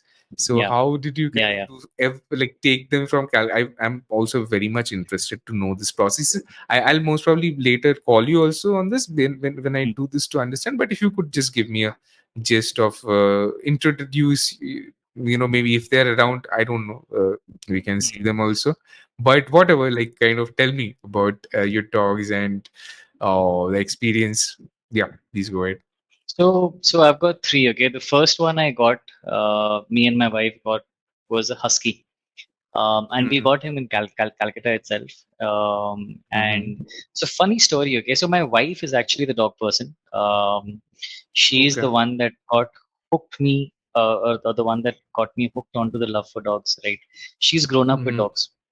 She understands Mm-hmm. them inside out. I mean, even today, if something's wrong with any of the three kids, she understands Mm-hmm. it even before I even realize what's happening. Right? So she and I were diagnosed with COVID together. I mean, even Okay. my mother was, but her recovery was pretty bad, and we felt it was more psychological than anything else. But she just wasn't recovering well. And out of the blue, she just said, that Ramin, I want a husky. And Mm-hmm. knowing her, I knew that a dog would help her recover mentally better than anything else, right? So, and that time we were living with my mother back in Calcutta, and my Mm-hmm. mother, um, it's not like she's not a dog person, but she's never really lived with a dog, right? She's okay to go Mm-hmm. to someone's house who has a dog and sit around them, pat them, but she's never lived with a dog in the past, so it wasn't Mm-hmm. natural, right? But I went and told her, and she understood the situation, and I think overnight, the very next day, we went and bought a husky. We call him Xerxes. I don't know if you know Okay. about Xerxes the King. Okay. So No, no, please tell me, enumerate a bit, like have you like seen name 300, behind. No, the movie? I have not. I have, I have not seen the movie. I have wanted to, but I have not. That's a miss. Yeah. Okay, so Xerxes was a Persian king, Okay. right? And Okay. I love the name. Mm-hmm. I adore Xerxes as a historical figure. I mean, every king's had their Mm-hmm. the goods and the bad things that they've done. But Mm-hmm. I liked that character a lot, so we zeroed in on that name. And you won't believe, my wife, within a week she was perfectly fit, right? So a Mm-hmm. dog basically did that to her, right? But yeah, so then we had to shift to Bangalore, and Xerxes came to Bangalore with us, and I'm happy to share the details with you offline. But Yeah, we yeah. basically bought him in first class AC. We could have done it on a plane as well. Um, Mm-hmm. but the reason why I don't agree to the concept is, today in India in domestic flights, dogs are not allowed to sit with you. They are they are Mm-hmm. in the cargo, right? Now, understand, in natural, there's no ventilation in the cargo, right? You have Mm-hmm. to request, or you have to inform the pilot that there is a dog in the cargo, and then he puts the ventilation on. So I'm dependent on that decision making of a pilot. He may forget, he may miss to do it, he may switch it off after some time, and that affects dogs, right? So I don't agree with that concept. So we decided to come in first class AC, where they are allowed to be with us in a cabin, and my wife and I, it was just the two of us, but we booked 4 seats so that we can get an entire compartment, right? So we bought him in Makes an sense. AC, and in the first class AC, and he loved. I mean, I think he adapted to the temperature immediately because it was so much better than Calcutta. So yeah, after we came That's right. here, I think within a couple of months, we went and adopted our second kid, who is a beagle. and we call him Aster. I mean, we didn't call him Aster. He came with the name Aster, and he was already responding to it, so we didn't want to change it and confuse him. So Mhm. we call him Aster. He is adopted from a brilliant foundation over here called Second Chance Sanctuary, if I'm remembering it right, and I love it for Okay. the kind of work that they do. So he was a rescue from Mysore, is what we were told, but nobody had much details about him. The poor kid was adopted in Bangalore once, and then he was given back because they couldn't cope with him. So when we adopted him, yes, there were difficulties. I mean, he bit me on the second day of being with us, but we saw the good in him, and we were able to work through all the roughness around his edges. And today he is an absolute cow, right? I mean, I can irritate him with one hand inside his mouth, and he still won't bite me, right? So Mhm. No, that's what he's turned into right. today, right? And that's what surrounding does to you, right? Even humans, right? We look at bad people, but it's Mhm. really the surroundings, right? So Correct. so anyway, we got Aster, and very recently in December, we actually adopted our third kid, and she is a lab who we call Pudding. So her mother, Pudding. Okay. whose name is Peekaboo, yeah. So her Okay. mother was a rescue from a breeder, and when she was rescued, she was already pregnant. Mhm. So I think she had a litter of I don't remember correctly, somewhere around 8 or 10 puppies, and Mhm. Pudding was one of them. And Mhm. I'll be very honest with you. I think we went with an intention of getting, I think, another male puppy itself, because we already had two male dogs. Mhm. We were not sure. So, but when we went, all the male puppies were already adopted. Okay. There were only female puppies left, and there was only Pudding left, right? Okay. Okay. And funny thing, so right, same place where Asta came from. Mhm. And when they had this, when Peekaboo had this litter of 8 to 10 people, 8 to 10 puppies, they were in Mhm. a foster home with a lady called Polomy, who is also brilliant. She's a trainer, come diet dog psychologist. She's brilliant. Okay. Okay, Okay. and she basically named all the puppies based Mhm. on either some body mark or their characteristic, right? Okay. And Pudding Okay. was called Chaos. Okay, Okay. because she was, from the time she wakes up, she was madness in the house, right? Oh And we were man. given Please. the heads up, but we wouldn't have it any other way, right? So Mhm. we bought her home, and today we know why she was called Chaos, right? From the time she wakes up in the morning, just she's 0 to 100 in 1 second. Mhm. Okay, she may be sitting calm, and then suddenly she's running around the house, right? So yeah, and we couldn't figure out a name, for the and we finalized on Pudding just before entering the complex where Pudding was to adopt her. We Mhm. finalized. I said, Mhm. okay, I love sweets, I love pudding. We're going to call this one Pudding. Okay, and it just turns out to Okay. be a female dog, so Pudding just fits perfectly well. Plus, she's an absolute sweetheart, right? So the name is apt for Wow. her. So yeah, these are the three Wow. kids that I have who make our life. How should I put it? They really keep us busy. They keep us Mhm. on our toes. They show us things that probably humans wouldn't have been able to show us. And the kind of love they give out is, you see it in videos. I genuinely live it, right? Mhm. So for example, if Xerxes and Aster, when Pudding wasn't there, they used to play fight a lot.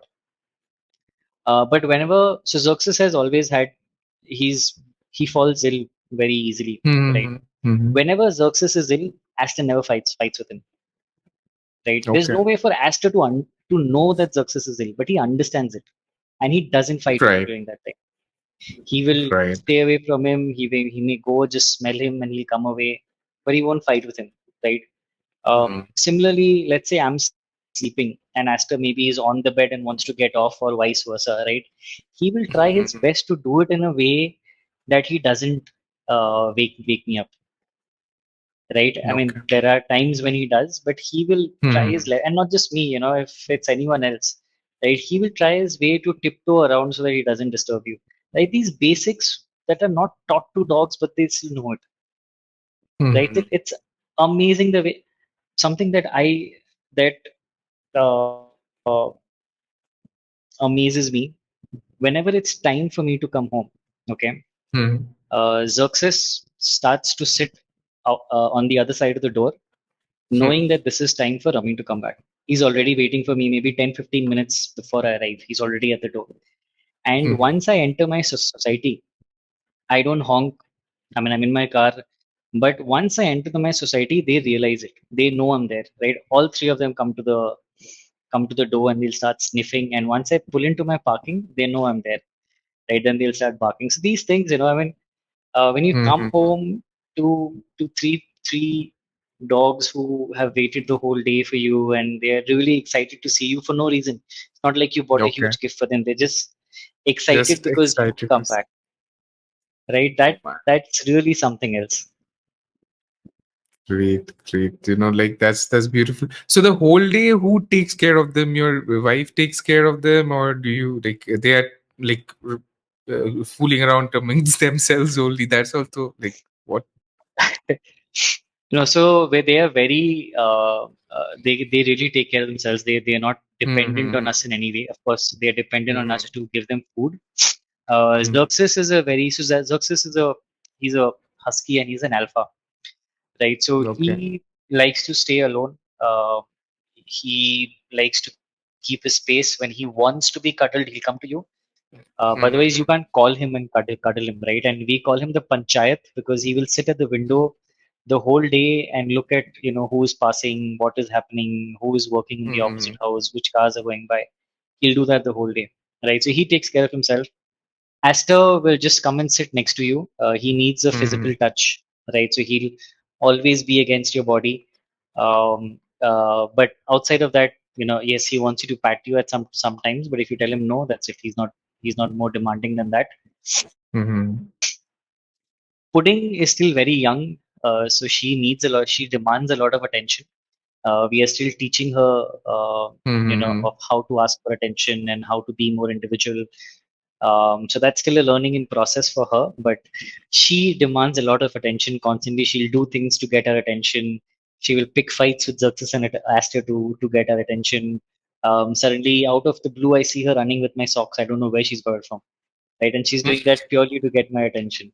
So currently, she's very dependent on us, but I'm sure, if we are able to do the right things, she will also be a very dependent Mm-hmm. individual.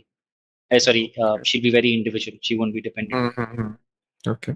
So, did you guys face any challenges, as in, first of all, like in society, like getting a society, or did you plan it ahead, like when you had shifted that I'll be getting into a society which is dog friendly? But you upgraded the new kids when you were in Bangalore, right? So that is also that happened, right? So, uh, did you change societies for that, or Right, like right. what? So I was Just wanted to initially very. understand. Yeah. See, I didn't change societies for this particular reason. I had to change societies for a different reason. Um, but yeah, I think my Mm-hmm. previous house in Whitefield was also fairly spacious, right? No complaints in Mm-hmm. regards to the space. Mm-hmm. And we had Xerxes and Aster over there. Now we basically moved Okay. into a individual house, or what people over here call villas, right? So there's more space around, Mm-hmm. and we didn't really plan it Okay. because we wanted a third dog. But since we were here, we knew we had a little Mhm. bit more space, and we Mhm. saw a Instagram post from Second Chance that we've got a few puppies to give away, and we said why not? We've got the space Okay. now, but um, honestly, I didn't have any issues with this in any society ever when it Mm-hmm. came to dogs. I Okay. have never had any concerns from even people living around me. I think I've Okay. been very fortunate and lucky. In fact, Mm-hmm. in my current society also, Mm-hmm. uh, down the road, there's this family that lives who have two dogs as well, and one is a Rottweiler, right? Mm-hmm. Okay. So I think I've not had issues in Bangalore or Calcutta, to be honest, with dogs. So Mm-hmm. that way, I've not had to. Mm-hmm. That was one thing I didn't have to worry about, and I hope it doesn't happen in the future. Okay. Yeah, touch wood. I also hope that. My only concern is that, like mines are like German Shepherds and Doberman. At least specifically Doberman ka naam sunte hi to like anyways. So again, I'm not Yeah, going to get into that because that's going to put me into a different phase, and that is I don't want. But I'm very happy. We could kind of have this whole podcast about dogs. We can talk about it. Maybe one day we'll do that. I have actually a scheduled. yeah, So yeah. I'm I actually could go on. running I can go on for hours and hours. cool, because I'm running behind the schedule that I was because so like almost 2 months I'm running behind schedule. So I've got guests who are supposed to be on the show. So I've got one person who is completely, like we are going to speak about dogs. So maybe I don't know. This time I can let you know. You might kind of have a guest entry for 5 to 10 minutes or something. Let's see.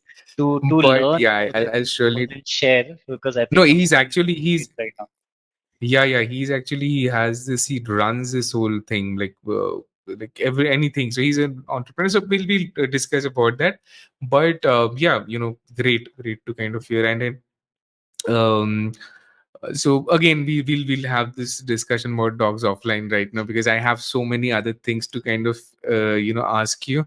And Sure. you mentioned regarding books, do you like read books, or like if you read books, if you what are the top 2 3 books that is your favorite and why, or maybe authors? Do I read books? Yes. Am I a big reader? No. By no means. I Mm-hmm. think, although, my mother, my brother, they've all been real big readers, right? My brother, I think, can finish a book in a day. Mm-hmm. I like autobiographies. I like autobiographies of people that interest me a lot. Uh, Okay.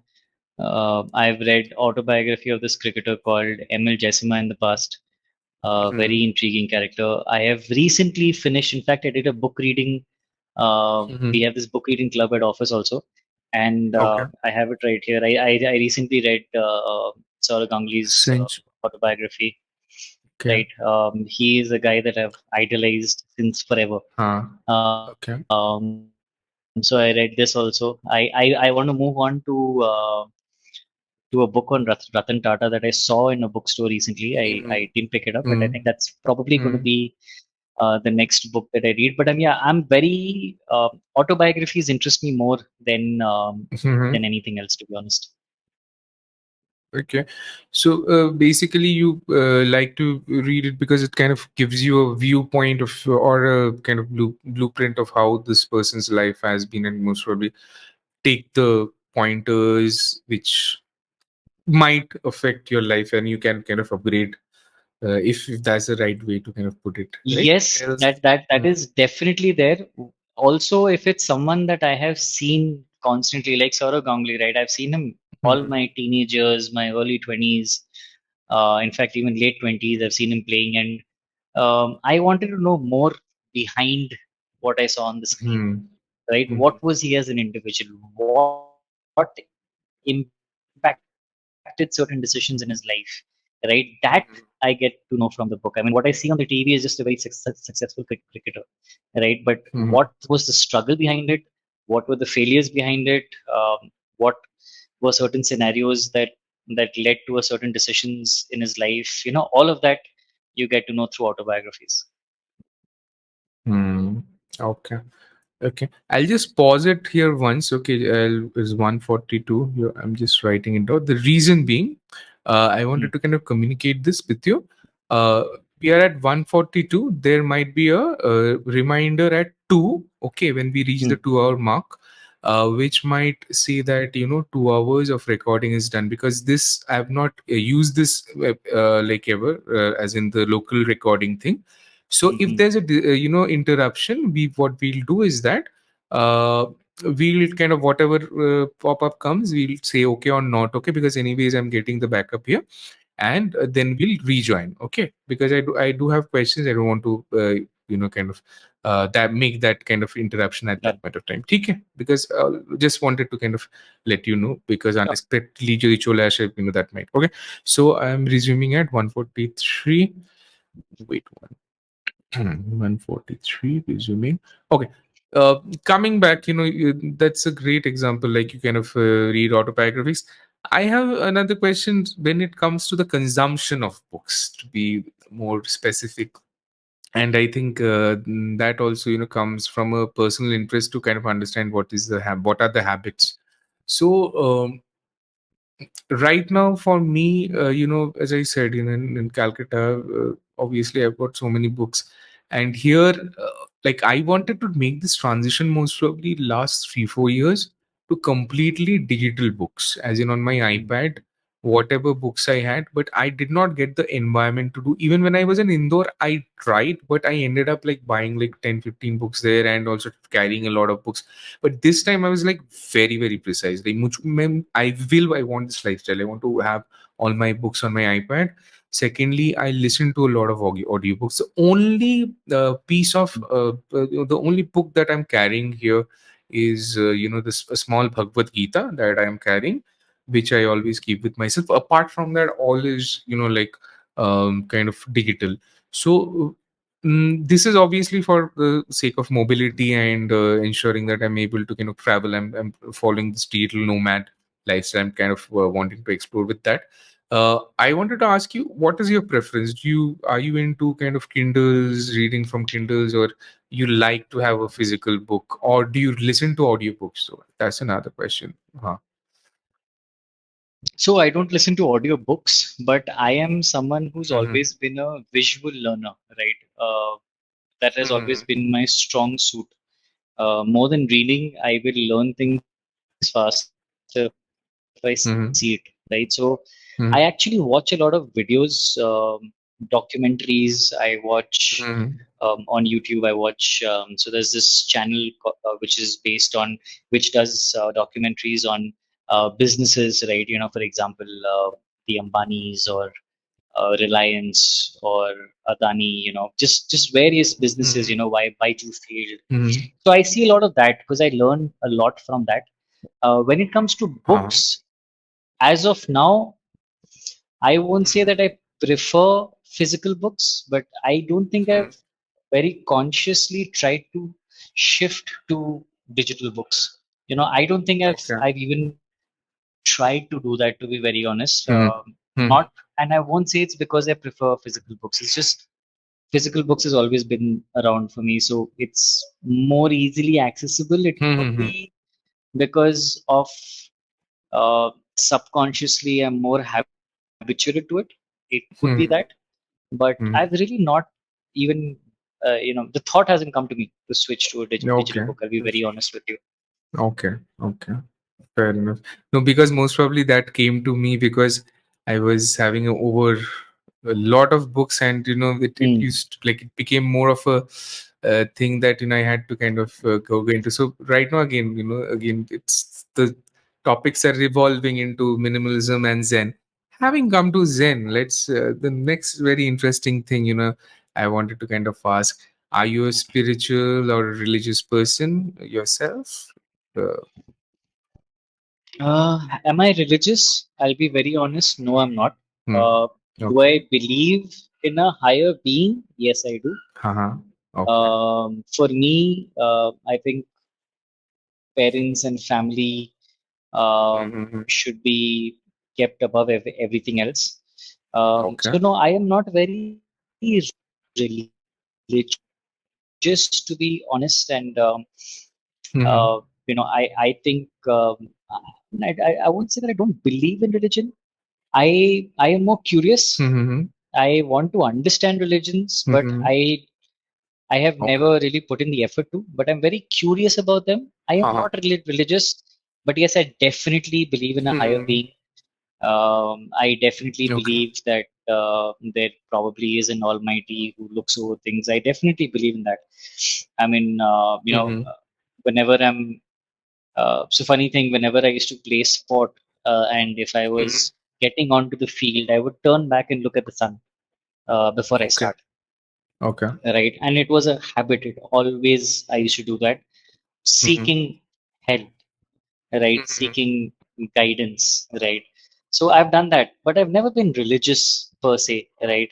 Hmm. And I know it'll be a tough conversation to have with you because I know that you are spiritual and I know that you are religious, and I'm probably the exact opposite of that, to be very honest. Okay. Okay. Well, I'll say to you. So there's a like a, again, learning curve for me also. So right now I'm more of spiritual. Religious, I will not say to the per se. I do believe in when you mention higher power. So I said that I'm right now in Zen. So most probably when we were working, I was in that Vaishnav phase. I still am lifestyle wise, but right now more into Zen, Zen Buddhism and all that. But Krishna plays a huge role in my life. It's just like if I know someone, and if I'm very, if I admire someone's traits or their strategies. Krishna is a huge strategist. I kind of the whole Bhagavad Gita is a, like basically a book on how to be a more strategic person. If I don't know, I just kind of made it completely, but that's what kind of Krishna does to Arjuna, and that's the reason.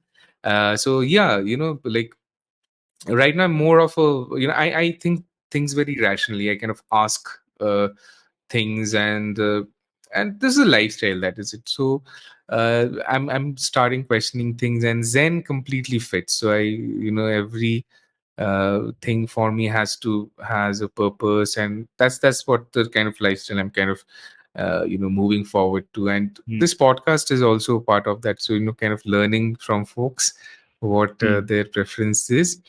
The reason I asked you why, if you're spiritual or religious, is that again, do you meditate, or like, okay, let me put it in a better, let me make it a practical question.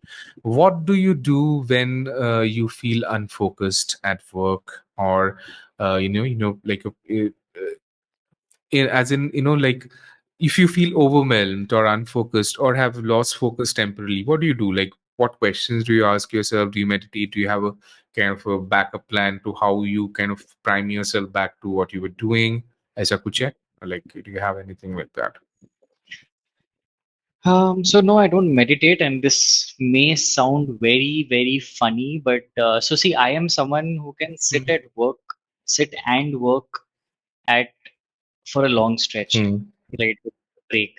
I Hmm. don't consider it a gift. I do not at all consider it a gift, but I can do it, right? I can sit Okay. for an entire 9 hours and work without necessarily Hmm. getting up from my break, other than maybe Hmm. your nature's call. I really don't need to get up, right? Hmm. But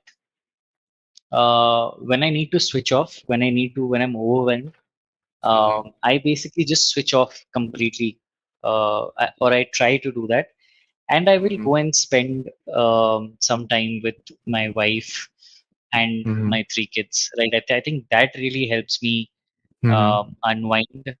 I'll probably play with the kids, or if Hmm. I'm at office, I'll probably call or video call, my wife, and I'll talk to her for a few minutes and I'll ask her to show the kids. Hmm. So that really helps me kind of, uh, whenever I'm, how do I put it? Whenever I'm in a corner, or whenever I'm overwhelmed with too much of work, that's my Hmm. go-to always, right? And and I think when I don't know if this works for anyone else, but it works for me, right? I find Okay. solace in family, basically. Okay. Okay. Absolutely makes a lot of sense. Coming back to the work that you do, let me ask you, like, what are the biggest challenges you kind of face as a manager nowadays? Like, what are the biggest challenges that you face nowadays? That is one. And what have been like one of the kind of the most rewarding experiences, to be honest, as a manager? So if you could kind of the highs and the lows, or and the challenges. So yeah, that's the question I have for See, you. challenges I will start with.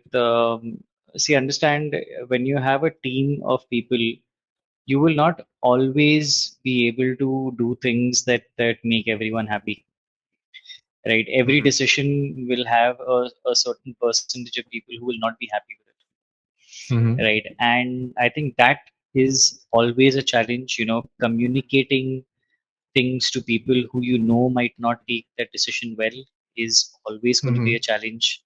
And you develop the skill of how to deal with that as you mhm, gain more experience, as you talk to different people, mhm, different characters. You develop that skill, right? But it will always be a challenge. um, mhm, on the bright side of it, I take a lot of pride, and it may sound very cliche, but I take a lot of mhm, pride when people I work with get promoted, right? And if you can ever talk to people who I've worked with, they will tell you I always go out of my way to help someone, maybe even prepare for an interview, right? Something as basic as prepare for an interview. I'll probably tell them, you know, uh, basics of what to do in an interview, how to prepare. I might get them in touch with people who are currently in that role to understand what they're getting into. I will mhm. really do a lot to help people grow, and Okay. that is something I take a lot of pride in. Mhm, There have been people in the past who I have worked with who didn't want to grow. I have pushed them, I've motivated them, mhm, and today there are a few people who thank me for me being that nudge or the push that probably they needed, right? And that is mhm, something I take a lot of pride in. So and this is something that was spoken about very early when I joined HP. I can't remember what activity it was, but mhm, um, someone basically says, that you will be spoken of, whether you like it or mhm, not. People behind you will always speak of you, right? Now it's your mhm, choice whether you want to be about as a how to say it, as someone who's pushed people up or someone who's pushed people mhm. down, right?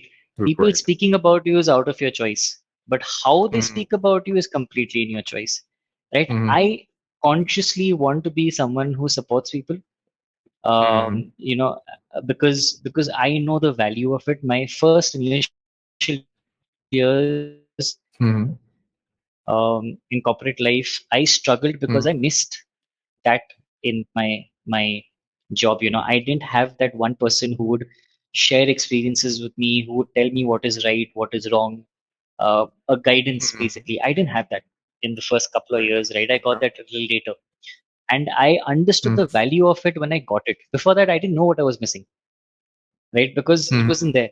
But when I got it, I realized what I missed in the first few years of my life, right? And that is what Okay. I want to be to someone else. I don't want them to have that feeling that they missed this in their life. I will be a guidance. I may not be have all the answers, and Mhm, that's fine. I may not have all the answers, but I may find people who can have the answers for you, and I'm ready to be mhm, that person who will go out and find that person for you, right? So mhm. that for me is what really brings me a lot of joy and a lot of pride.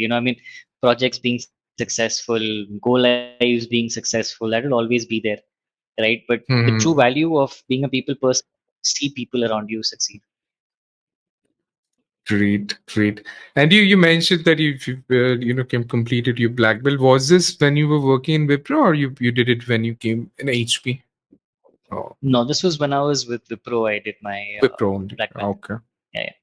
Okay. Great, great. Uh, okay. Now coming back, so we have a set of questions. So we are already in the almost the 2 hour mark, and the Yeah. interview, the podcast was supposed to be 30 to 45 minutes, but this happens. I don't tell it to my the folks who come in, they just experience it because this happens, and I keep it in long form always. The reason being, so many questions are there. So I there are some there would be some, most like 98% of the folks who have come on the podcast, it has always been long form, and there would be those exceptions, 2% most probably, where I don't even know what to talk about. So thankfully, this did not fall under that, kind of 2%. And I knew it, I did not tell you, but I just thought, okay, let's see, okay, how it kind of goes. So I do have, why I'm mentioning this, that, I do have a set of questions which I ask everyone. So this was like more about your journey or what you do, your kind of environment. But just some questions, like not that much, but I wanted to kind of ask you this.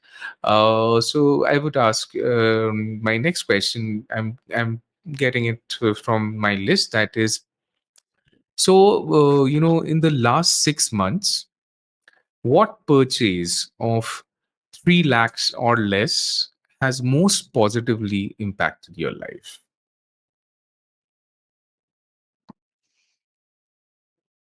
Wow. Or in recent Um, memory, if okay, just yeah.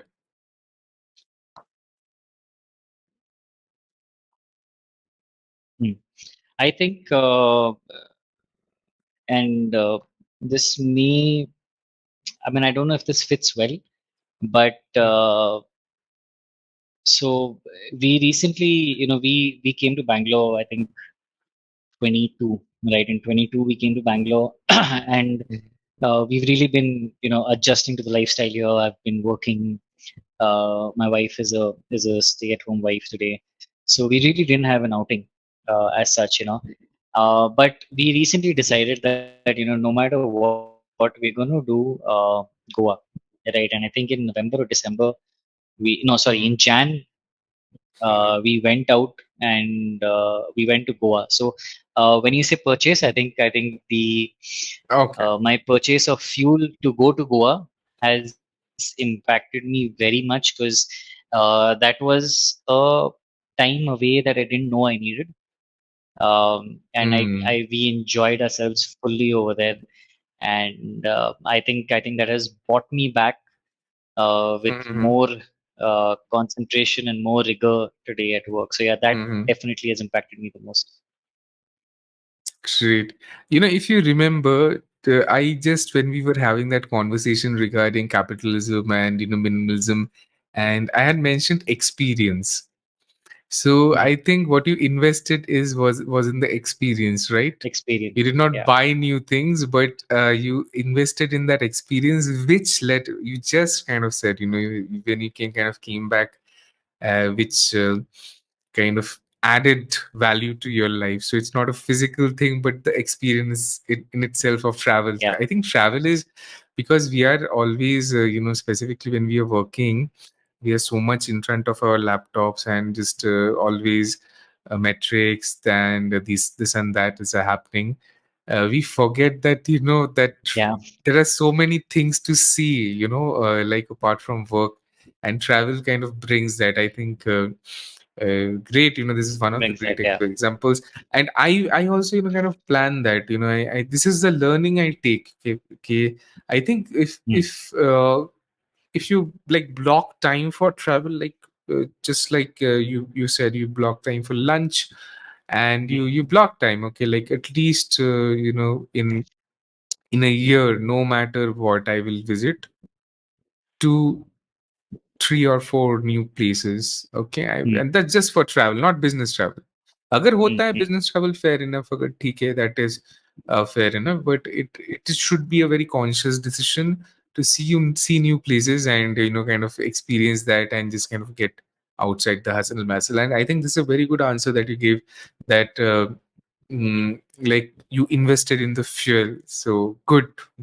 This is what I'm digging for. I'm like digging for ideas, what I can kind of also get into. That's the reason I do this. And yeah, so thanks for that answer. Okay. I had my next question would be like, how has a failure or an apparent failure set you up for latest success? Do you have a favorite failure of yours? Yeah, Uh, absolutely. sure. Sure. So see, I've had more failures than success. Okay, and I think that's probably the case for anyone who's grown in their life. No one can say that they've only had success. It's impossible, Mm, right? mhm, So I've had more failures than success in my life, mhm, and all of them have always helped me learn something out of them. mhm, One which has had the most impact on my life was the first TL interview that I gave. Okay, mhm, um, you know, I thought I had an exceptionally great interview. Right, I came out of that room thinking, boss, I am this next TL. Right, and I was walking out with arrogance, with pride, everything. Right, and when the results came out, I was not there. Right, so that was a reality check uh, into so many things, right?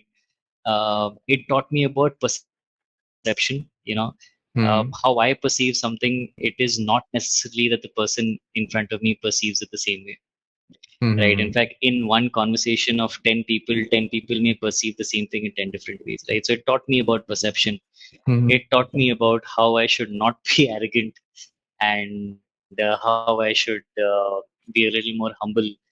uh, mhm, it taught me how to accept failures, because I did not accept that failure very well, mhm, right? I was very bad in accepting that failure, and much later I realized that I need to mhm, be more absorbing of failures. mhm, That failure also taught me about how to deal with the rejection. Right before that, things were very smooth sailing for me. I was a float support, then an SME. People used to mhm, look up to me. People knew that, okay, Ramin is someone who can make something out of himself. And then boom, mhm, this rejection happened, right? So dealing with that was mhm, not easy for me. So this one simple rejection for a TL role very early in my career, mhm. helped me put things into perception a lot, right? So while I'm still upset, because I still think that interview went well, You're still I'm upset glad about that that interview till now. rejection. Are Yeah, you because still I upset still about that? feel that for me, yeah. I still feel that interview was very well. I mean, I prepared well for it. I think I answered most of the questions, but Uh-huh. I am more understanding of it today than what I was maybe 7, 8 years ago. Right, Mm, and I am more thankful that I was rejected. I'm not disappointed. I am mhm, more thankful today, because it it helped me be the more uh, grounded person I am today. It helps me be the more thoughtful person I am today. It helps me be mhm, someone who understands other people's perspectives. mhm, It one rejection, just taught me a lot of things, right? I can't. mhm, It won't be fair for me to put it into a few adjectives, but it taught me a mhm. lot. Wow. Okay. Fair enough. So, it's like, do you think it was hubris or it was actually a genuine interview that went well for you? You thought like it was like just wanted to understand. Like I'm not like. No, I think it Mm, genuinely went well, right? Because okay. I Mm, actually remember sitting with different people, mhm, preparing things that mm, so I basically would go up to a manager and ask him, what would you ask in the interview? Uh, mhm, then I'd go to another manager and ask him, what would you ask in the interview, right? And mhm, if people knew the interview panel, I would ask them, what are the common questions that these guys ask. I would go around mhm, asking things that, what are the things I could prepare. So I spent a lot of time in preparing that interview, and I do that always, mhm, not mhm, just then, even today, I will start preparing for interviews much in mhm, advance. In fact, I have a file on my computer always, in my work computer. mhm. It's just a file where I dump important information. It could be Okay. information from Okay. maybe courses. It could be information from maybe a all employee meet. any sort of Mhm. information that I know is important, I dump it into that Okay. file, right? And that file acts as a learning for me when I'm preparing for a next interview, right? Whatever Makes was sense. important in the Uh-huh. past year, I will just quickly go Mm. through it, right? I don't have to search the whole internet or my Outlook. It's all there in one place for me. So I do that a lot. I prepare for interviews a lot, and in that interview, I had prepared very well. Mm. I think I answered almost all the questions well. But yeah, I mean, it just wasn't meant to be for me that time. Hmm. Okay, fair enough. Very interesting that you mentioned this. So this is this file which is important, like folder which is important to you. You maintain it in your office laptop, or is it something which you maintain in your personal inventory as a Uh, laptop, or a mix of both? Both, Like, both. hmm, It's a mix of both. okay, Uh, okay, uh, and there are times when I just free flow write things into my diary, and then I'll probably type it out uh, mm, into that particular file of mine, right? So it all goes through, and even if I have something personally, I will in the end put it onto my work laptop, because uh, this particular file of mm, mine is something mm, that helps me grow um, in my work, right? I am not mm, documenting things today that will help me grow personally. I am documenting mm, things that I know will help me prepare for the next role, right? Like, see, for my current okay, role, I'm already doing things that I'm supposed to do. For mm, me to really want to grow, I need to know A, what to do in my next role, and mm, B, possibly, touch base on it a little bit in my current role. So I really store information as much as possible, because I don't know when I might need what, right? Any sort of information just goes into that file, so that tomorrow if someone asks me also that, Ramin, are you aware of this? I may mm, not know it, but I have it with me. I can come back to you with that information immediately, right? So I mean, information is gold right. dust, right? Mm, So I just keep everything. correct. Correct. So, this is again going back to that GTD concept, getting things done. You just put it to somewhere. There's Yeah. this thing called filing. You're just filing it to, and you already have a Correct. system. I don't know if you were consciously doing it, but you already have a system of filing. So Yeah. it's great. Yeah. Like, do you consciously, like, do you have a time when you consciously visit it, or do you just visit it like need basis? Whenever you think, okay, you have some free time, you just see, okay, or maybe you have an opportunity coming in, that you have some kuch kind of thing that you can work on, you can get some, and you just visit that file. So does it work very, like, are you flexible, or you have a schedule when you kind It's of not it's not check things planned as down? such. Um, Mm, no, it's very flexible, right? I mean, see, you'll always have a little bit of free time in your working day, right? So if I have a free time and if I mm, have nothing else to do really, I'll probably just open that file and go through, just basics, right? Just mm, run my eye through it, see what's there, not there. And whenever I find something unique, I obviously open the file to put it in. okay. But otherwise, to revisit it on and off whenever I have free time.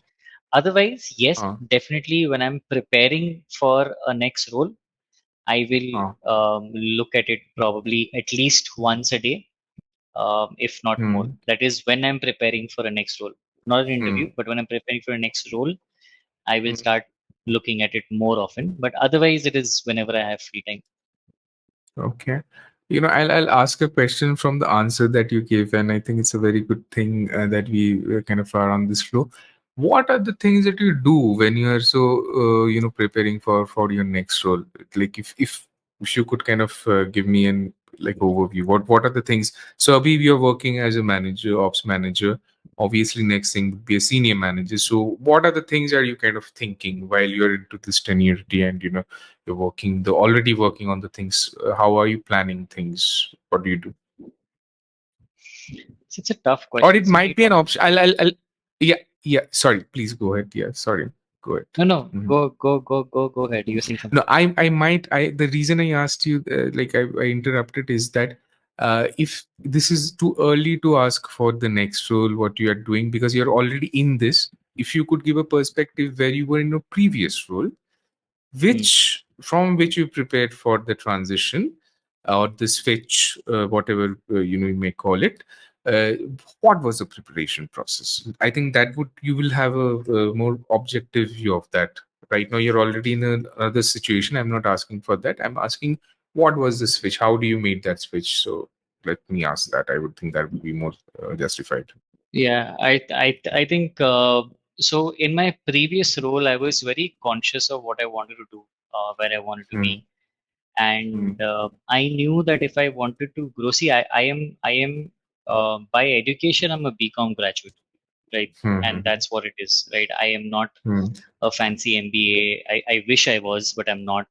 I'm not a Hmm. CA, I'm Hmm. just a BCom graduate. So I knew that if I needed to grow, Hmm. I had to have some skill set that could set me apart slightly, Hmm. which is when Six Sigma came to me, Okay. right? And I did my Six Sigma very consciously, knowing that this will help me look at things differently.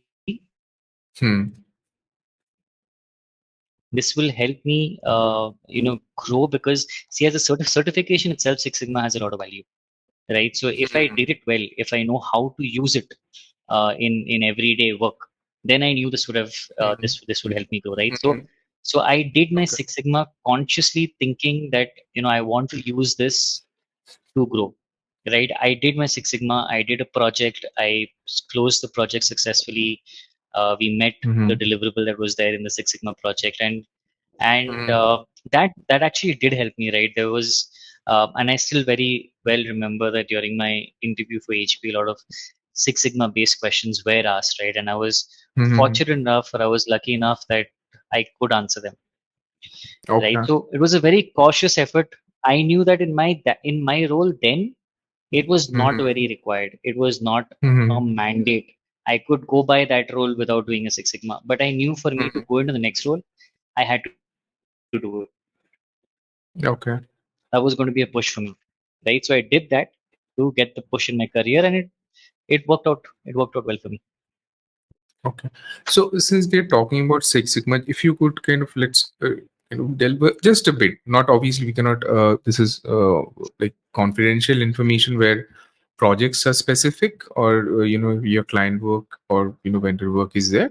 Not asking for that. I'm asking about your Six Sigma journey in itself. Like when did you start it? As in not obviously black belt ke pehle GP आता है, yellow belt, whatever. Like when was the first time you were introduced to this concept, and then you took the like step by step, if you Hmm. do remember, that is because it would have been like long time back when you did your first thing, and then if you could kind of share that journey a So bit. I remember bits and pieces of it, to be honest. I remember hearing about Six Sigma, not Mhm. having a clue about what it was. Mhm. I actually asked someone what Six Sigma was, and they very um, at a very high level explained what it was. And then I remember going into Google and doing a quick search on Six Sigma and its use, what basically the use case of Six Sigma, right? Mhm. And I realized that it's something uh, that people use today, to make processes streamlined, to enhance what they do, right? Mhm. And I was quite intrigued by it. And I also quickly learned from my seniors that Six Sigma is very good, right? If you can do it, you add value to the organization, you add value Mhm. to the team you're in, because you look at things from a different perspective. I said, why not? I did my Six Sigma. I think it was, I don't exactly remember, but a few weeks of training.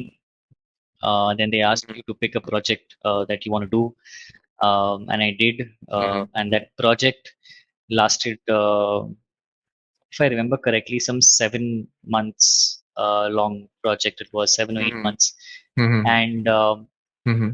we managed to close it. We actually met every timeline for every target that we had, and we closed green, and Mhm. that's it.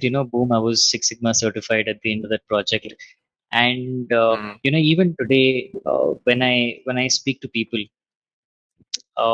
and they ask me for help on how to approach something, I fall back on Six Sigma mhm. always, right? Okay. Always. I think it's brilliant. Yes, I Mhm, will probably mix it with a little bit of design thinking, possibly. Like today, if I'm starting a project, my problem statement. mm. I mean, I don't know if you've done the design thinking. No, no. Yeah, Design yeah, thinking yeah. Mm. basically says problem statement should always be the worst case scenario, Okay. right? So my problem statement today is always the worst case scenario, but I will use a lot of Six Sigma into what I'm doing. Even every day, right? Mm, Today, very mhm, recently, one of my team members came up to me and said that, we want to do mm, what do you call it? We want to do a brainstorming sessions. Can you suggest some tools? And I was more than happy to suggest some good Six mhm, Sigma techniques that they could use for brainstorming, right? mhm, I go back to it a lot, even when I'm trying to solve basic problems at work. I mhm, use Six Sigma. I will put things into perspective and I try and understand it, whether it adds value, it doesn't add value, whether we should use it. mhm, Six Sigma really brings that to me. I mean, today, very recently, I was asked to help with the process enhancement. And, mhm. I use something called a VSM. I don't know if you've heard of it. It's basically BSM, value yeah, stream yeah. mapping. BSM. Mm. Bias, Yeah. bias. Yeah. And Mm, that's the only thing I did. I just did a VSM of that particular process, and we mm. identified so many improvements that could be done, right? So just that, right? I think Six Sigma is a very powerful tool, and I think a lot of people should use it. And yeah, so that's basically how my journey for Six Sigma started. Just because I heard about it and I was intrigued, and Google filled the rest, I guess. Yeah, yeah, you kind of took that path, and now you're a black belt. So congrats for that you're a black belt. I'm very happy. Good, good. Thanks. It's really, it's very inspiring to kind of see this. So great, great. And one question regarding Six Sigma, uh, like the concepts, as in does that overlap sometimes in your personal life thinking? Just asking, just out of curiosity, like as in, uh, do you do that It doesn't, and something? I'll tell you why. Oh, uh-huh. Okay. No, I'll tell you why. In my personal life, I very consciously want my wife to be Hmm. the decision maker, right? Okay. Mm-hmm. And I allow her that liberty. And Mm-hmm. yes, when I have to solve a problem, I will look at things sometimes. With Six Sigma, Uh-huh. I'll probably try and in my mind try and understand. Okay, what are my controllables? What are my uncontrollables? Things like that. I do it. I will not say no, but I am more happy for my wife to take a decision today. Makes sense. Makes sense. Like sometimes I feel that I'm learning my life as a business.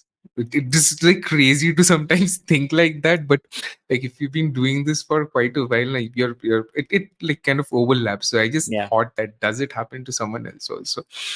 Okay, good. That was a yeah, yeah. kind of a question I had. No, no, it does. It Okay, does. yeah, it does overlap. Even if we do not want, it would like kind of bug you in your mind. If you see, in from the moment you know something, you cannot unlearn it. It's very hard to unlearn stuff. Like consciously, when you Yeah, try to unlearn something, or you end up doing more of it. I have tried my level best to not to be OCD about small things in my life, and I've ended up being more OCD about that after that. So right now it's like, as I was mentioning, again, I'm uh, uh, going to get on the wrong side of 30, most probably in some years. But the idea is now is like, let's go with the flow. Let's not kind of try to be. There's some habits, like, habits which kind of grow, and it's very tough to unlearn them sometimes. Which brings to my next question. What is yeah. an unusual habit or an absurd thing that you love about yourself? Like, do you have any unusual Habit habit that that you that love? I okay. Okay. or something absurd, like which is not very kind of normal habit, or something absurd habit that you have about yourself that you love, obviously. Is that Mm, what you had? trying to think. I don't think I have any major habits as such, and I'm not a very Hmm. habit-driven person. I'm very flexible that way. So I don't really have habits. Uh, Hmm. I mean, I have a characteristic. I love colorful clothes. I don't know if Okay. that counts.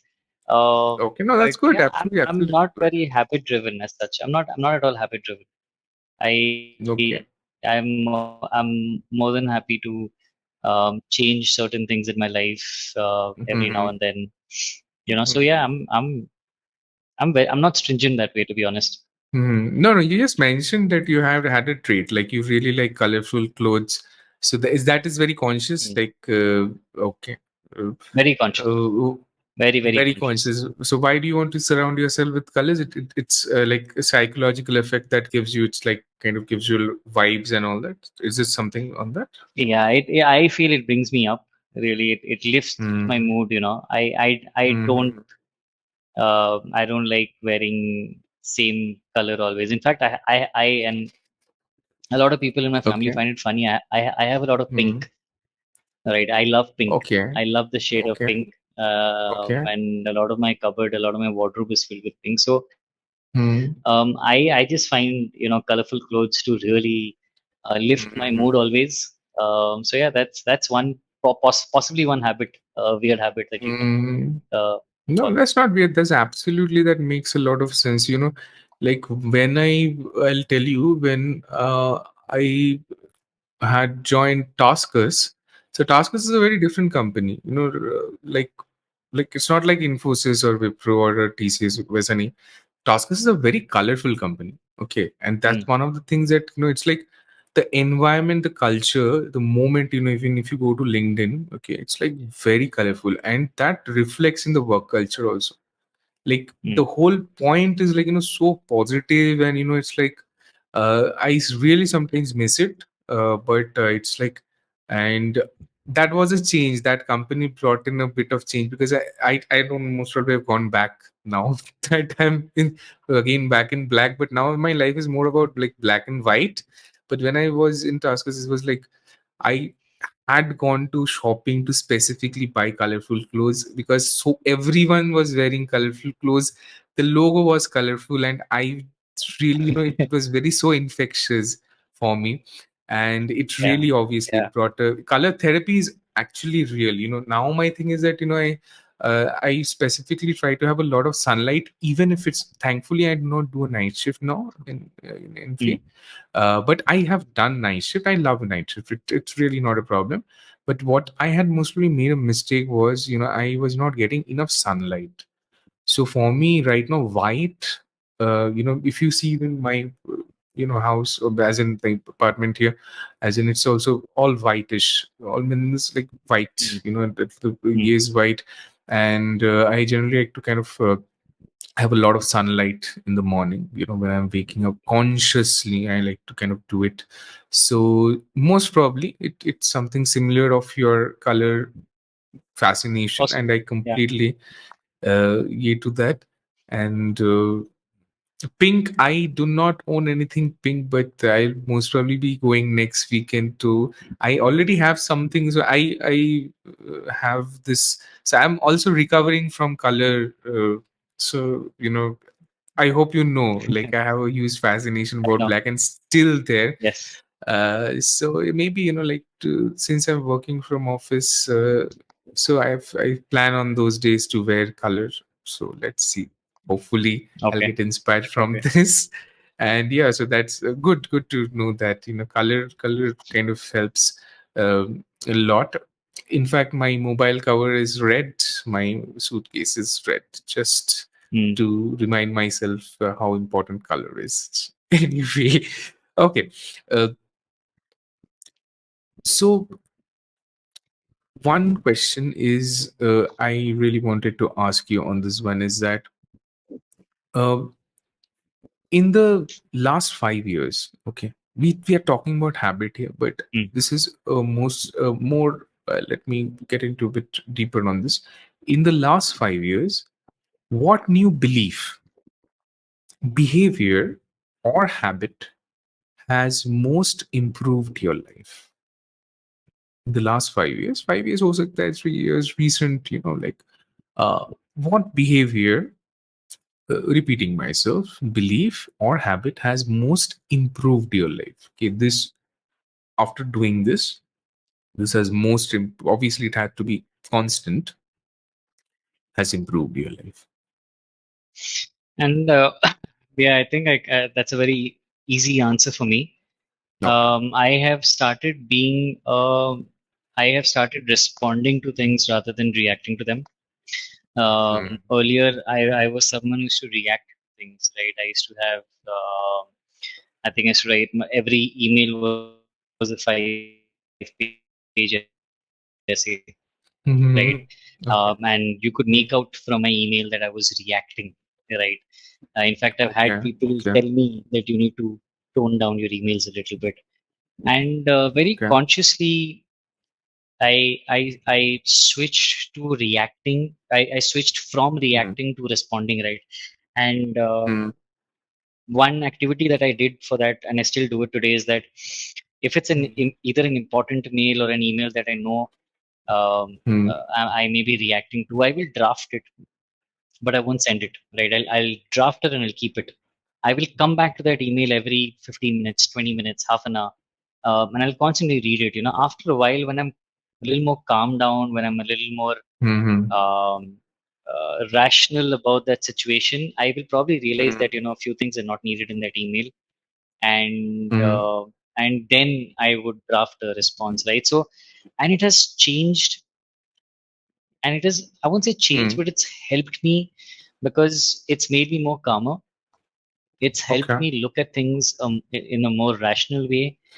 It has helped me learn how to deal with things or deal with conflicts in a Mm. better way. It Mm. has taught me how to really be more approachable. Today, Mhm. I can I can probably walk up to someone and solve a problem rather than writing a huge Mhm. essay, right? And previously I Mhm. wouldn't do that, right? So it's Okay. really taught me how to deal with conflicts, how to like I said, be more patient, be more calmer, Mhm. and today, even when I'm talking, irrespective of what the Mhm. situation is, I try to be very calm. I try to, Mhm. if someone says something, I'll probably count three in my head and then Mhm. start responding. Just to ensure that I'm not reacting to what that person said. So very conscious thing, very conscious effort that I make around it, and I think it has changed my life, not just work life, okay, but personally as well. The number of conflicts I have gone down. I Mhm. talk more than argue today, right? I converse more than I argue, right? So yeah, I think a Mhm. very simple change made a huge impact for me. Great. Now I'll take it from there. I'll ask you. It's very easy to do it on email. Like you have control of it. You draft it. You revisit it. Okay. It's like I'm not saying it's easy to do on mail. I'm just saying that it's easy to kind of not send that email. But Mm-hmm. what do you do when it comes to a phone call? Like you're talking with someone, maybe maybe personal, maybe it's business or whatever, and you're on that. It's not a synchronous communication. Synchronous. You're on the kind of call, and something has been said, and you're going to react. So how do you Yeah. deal with that? Huh. See, today it's a little easier for me because I have kind of conditioned myself more today. Hmm. Uh, Hmm. Initially, it was difficult, Huh. but what I was very consciously doing is whenever, say, let's say, for example, if it's a personal call, right? Let's say, Hmm. I don't know, a friend or a Hmm. relative calls me and says something that possibly I know Mm-hmm. would trigger me, right? I would not have that conversation at that point of time. I would Mm-hmm. tell them, that, give me some time, I'll call you back, Mm-hmm. right? And that's it. I'd probably say I'm busy or whatever, but I'd say that I can't talk right now. I'll come back to you, Mm-hmm. Mm-hmm. right? I just wasn't doing it out loud. So I would take the Okay. time out, I would calm down, and then I would get back to them, right? But Mm-hmm. that's easy to do in personal life. When it comes to work, it was a little more tough for me. Uh, I mean, I used to have arguments at work rather than discussions, and that was completely on me, right? It was my fault from my end. It was an argument and not a conversation, right? So very consciously at work, I used to go in constantly thinking that, I want to be calm and I want to respond to things. I would constantly tell that to myself, and whenever something I knew would trigger me came up, I would, just constantly just take deep breath, count three in my head, and Mm-hmm. just try and think of how I want to respond to it, right? Today that response comes to me very quickly and very naturally, but Mm-hmm. initially I had to think about what I want to say, how I want to frame it, in a way that I know the other person will be willing to take this conversation forward, right? Because see, when you react to things, right, you're triggering the other person also. So that person is not going to want to talk to you. That person is not going to want to help you. That person is not going to Mm-hmm. want to go out of the way to do anything for you, right? But if you're responding to things, if you're willing to work things out with people, they will want to talk to you. They will want to work things out with you. They will want to help you out, right? There are a lot of advantages Mm-hmm. to to Mm-hmm. to doing this, right? So I consciously would just try and take 3 seconds in my head, quickly draft what I wanted to say, and then come out. So I think initially it was all about being calm in my head and trying to take the time, as much time as I wanted to, or as I could Mm-hmm. afford in my head, and then come back to people. Today it's much more easier to me. I'll be very honest, but it took, I think, a good year and a half to come out of that phase where I learned to work with people, Mm-hmm. rather than getting people to do what I wanted them to do. Right. And there's a huge difference in the two. Right. It's easy to say, I want you to do this. It's more difficult to ask him to do it, Mm-hmm. and yet he does it. Right. Your influence will take you further than you throwing your weight around. Mm-hmm. Right. So while it took time, it was difficult initially, but it's definitely paying dividends today. Right. See, it's not that I don't hold my ground. It's not that I don't say that, this is what it is, but I'm ready Mm-hmm. to have a discussion on it. I'm ready to hear you out, and I'm ready to Mm-hmm. possibly take some of your inputs also, right? But I will stick to Mm-hmm. my beliefs. I'll stick to what I think is right. But I am not reactive anymore. I am much Great. more calmer today. Okay, so it's more tactical. Your answer is going to be more tactical. You'll have Yeah. all the data. You'll have be able to kind of think. Absolutely makes a lot of sense. From that perspective. So does that mean that you're more you prefer communication over text rather than phone? Just asking, not like No, trying to get answers off. absolute But yeah. opposite, in fact. Uh-huh.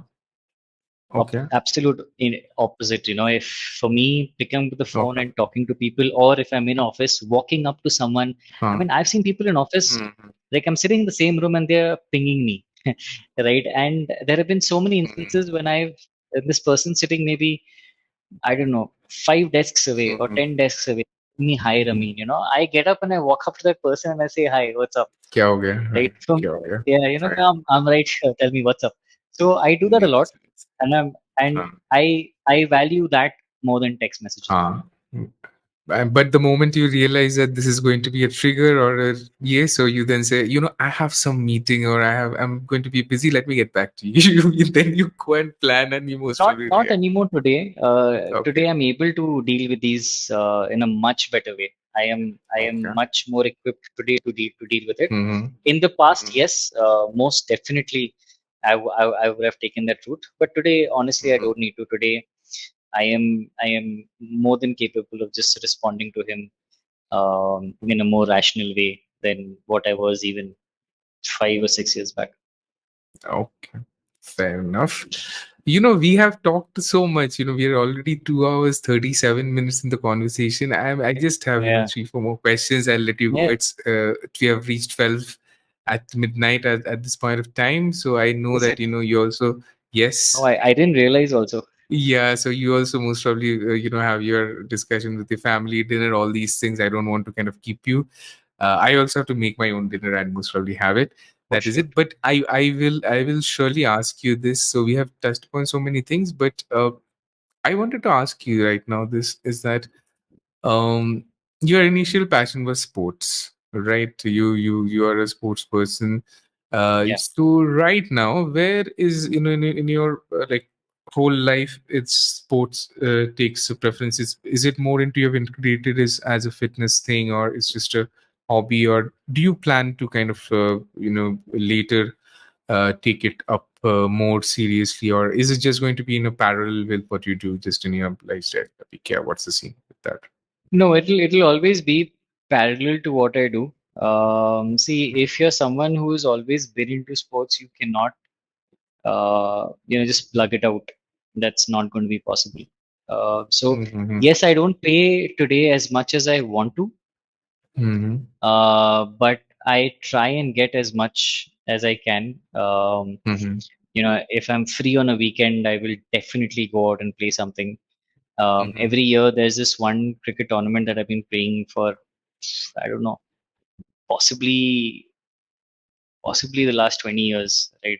So I travel for that every year without a miss, and it Mm-hmm. happens in different Mm-hmm. cities every year, right? So I try and make time for it, but in today's world with uh, see post COVID, na your work life balance is, and it's a very controversial statement to make, but work life balance is a myth today. Okay, post COVID, especially with the hybrid work structure. uh, Mm-hmm. I think your work will overflow into your personal life, and your personal life will overflow into your work. Right? There are so many instances where in the middle of the work, something urgent has come up at home, and I'm at home. I can't avoid it. I will go and do it. That's my personal life overflowing onto my work, right? Or vice versa. I may be. It may be Friday night, but it's an urgent call, right? So that will happen in today's world, right? And Mm-hmm. you need to find time when you dedicate it to your family as well. And after all of this, if I still have time left, I definitely try and um, uh, make time for sports, right? So this weekend I didn't go. I want to go next weekend because Mm-hmm. you're aware I was traveling a couple of weeks to Kolkata. I've just got back. Mm-hmm. Next week, I plan to go and play possibly a little bit of cricket as well. But yeah, it'll always be in parallel. I will not. I will not be able to take it up seriously anymore. But I will always find ways to do it. Like so last year, funny thing, I did a cricket tournament at office, right? Like a Okay. intra Mm-hmm. cricket tournament, which I organized, and I had a lot of fun with it. And this year, I plan on doing one as well, right? So I'll find ways to play something or the other, but it'll Mm-hmm. now be more because I can't give it up. It's a necessity that I can't live without anymore. I mean, I may Mm-hmm. not get it, I may not have it every day, but I will need it every now and then. It's a drug that I'll need every now and then. Mm-hmm. All the best for that. I really kind of wish you kind of engage more into that, and the great. Please kind of keep on continuing that. Which brings us to my next question, and this is the second last question. I'm going to let you go after this. So my second last question is going to be: if you could have a gigantic billboard anywhere with anything on it, uh, getting a message out, what would it say and why? And it could be a few words, it could be a paragraph, or it can be someone else's quote. And you can just, so someone comes and tells you, you know what, Ramin, I have in nearby Whitefield a huge billboard. I suddenly have decided to post something on it, and I want you to make decisions of the of the words that is going to be there. And every day, thousands of people driving by in traffic, when they are stuck, they are going to look at it. Something like that. Mm. It can be in Calcutta and Paliganj also. It doesn't matter. Anywhere in the whole world. What would you put it into that billboard, and why would you put that? So I have a few quotes that I really love. Okay, Oh, great. but my absolute favorite. Have you seen the movie Rocky Balboa? I've Okay, seen. so yeah, and if you'll be able to connect what I am going to say now to something I said sometime back, where I said that everybody will have more failures in their life than success, right? There's a quote in Rocky Balboa where Rocky is talking to his son, right? And he tells his son that life is not about how hard you hit, but how hard you can get hit, fall down, stand back again, right? Stand up Yeah. again for another round, right? And I mean, I'm not quoting the exact thing, but in gist, it basically talks about, you're going to have a lot of failures.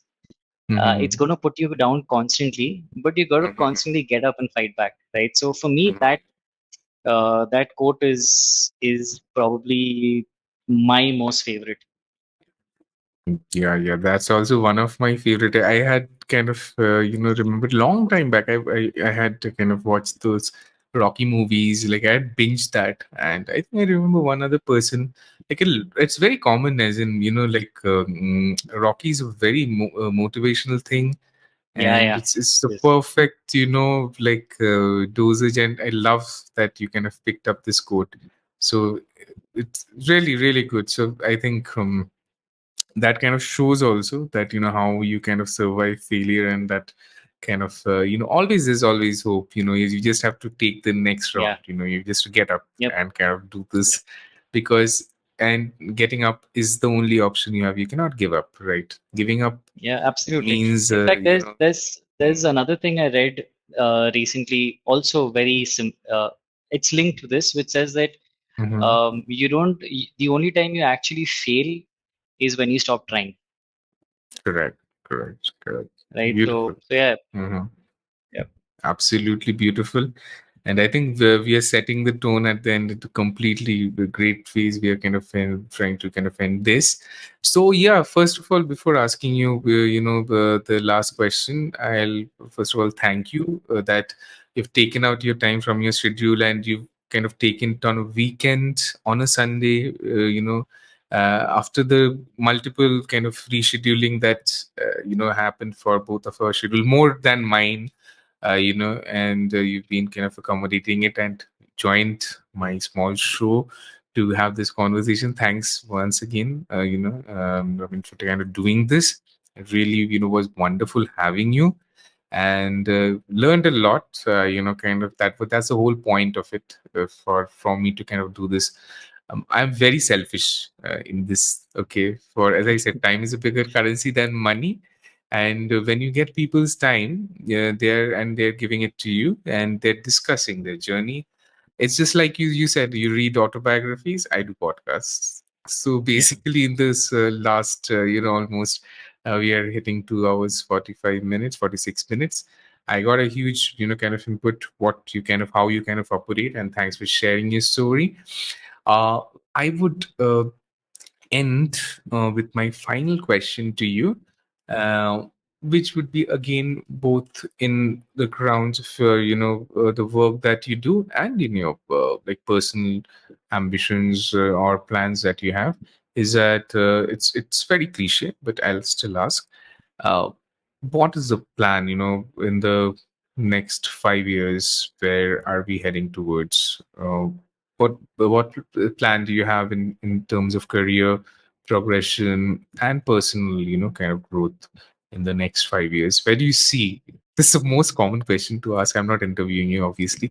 that mm, that I do, but I'm just saying, where do you are you seeing yourself in?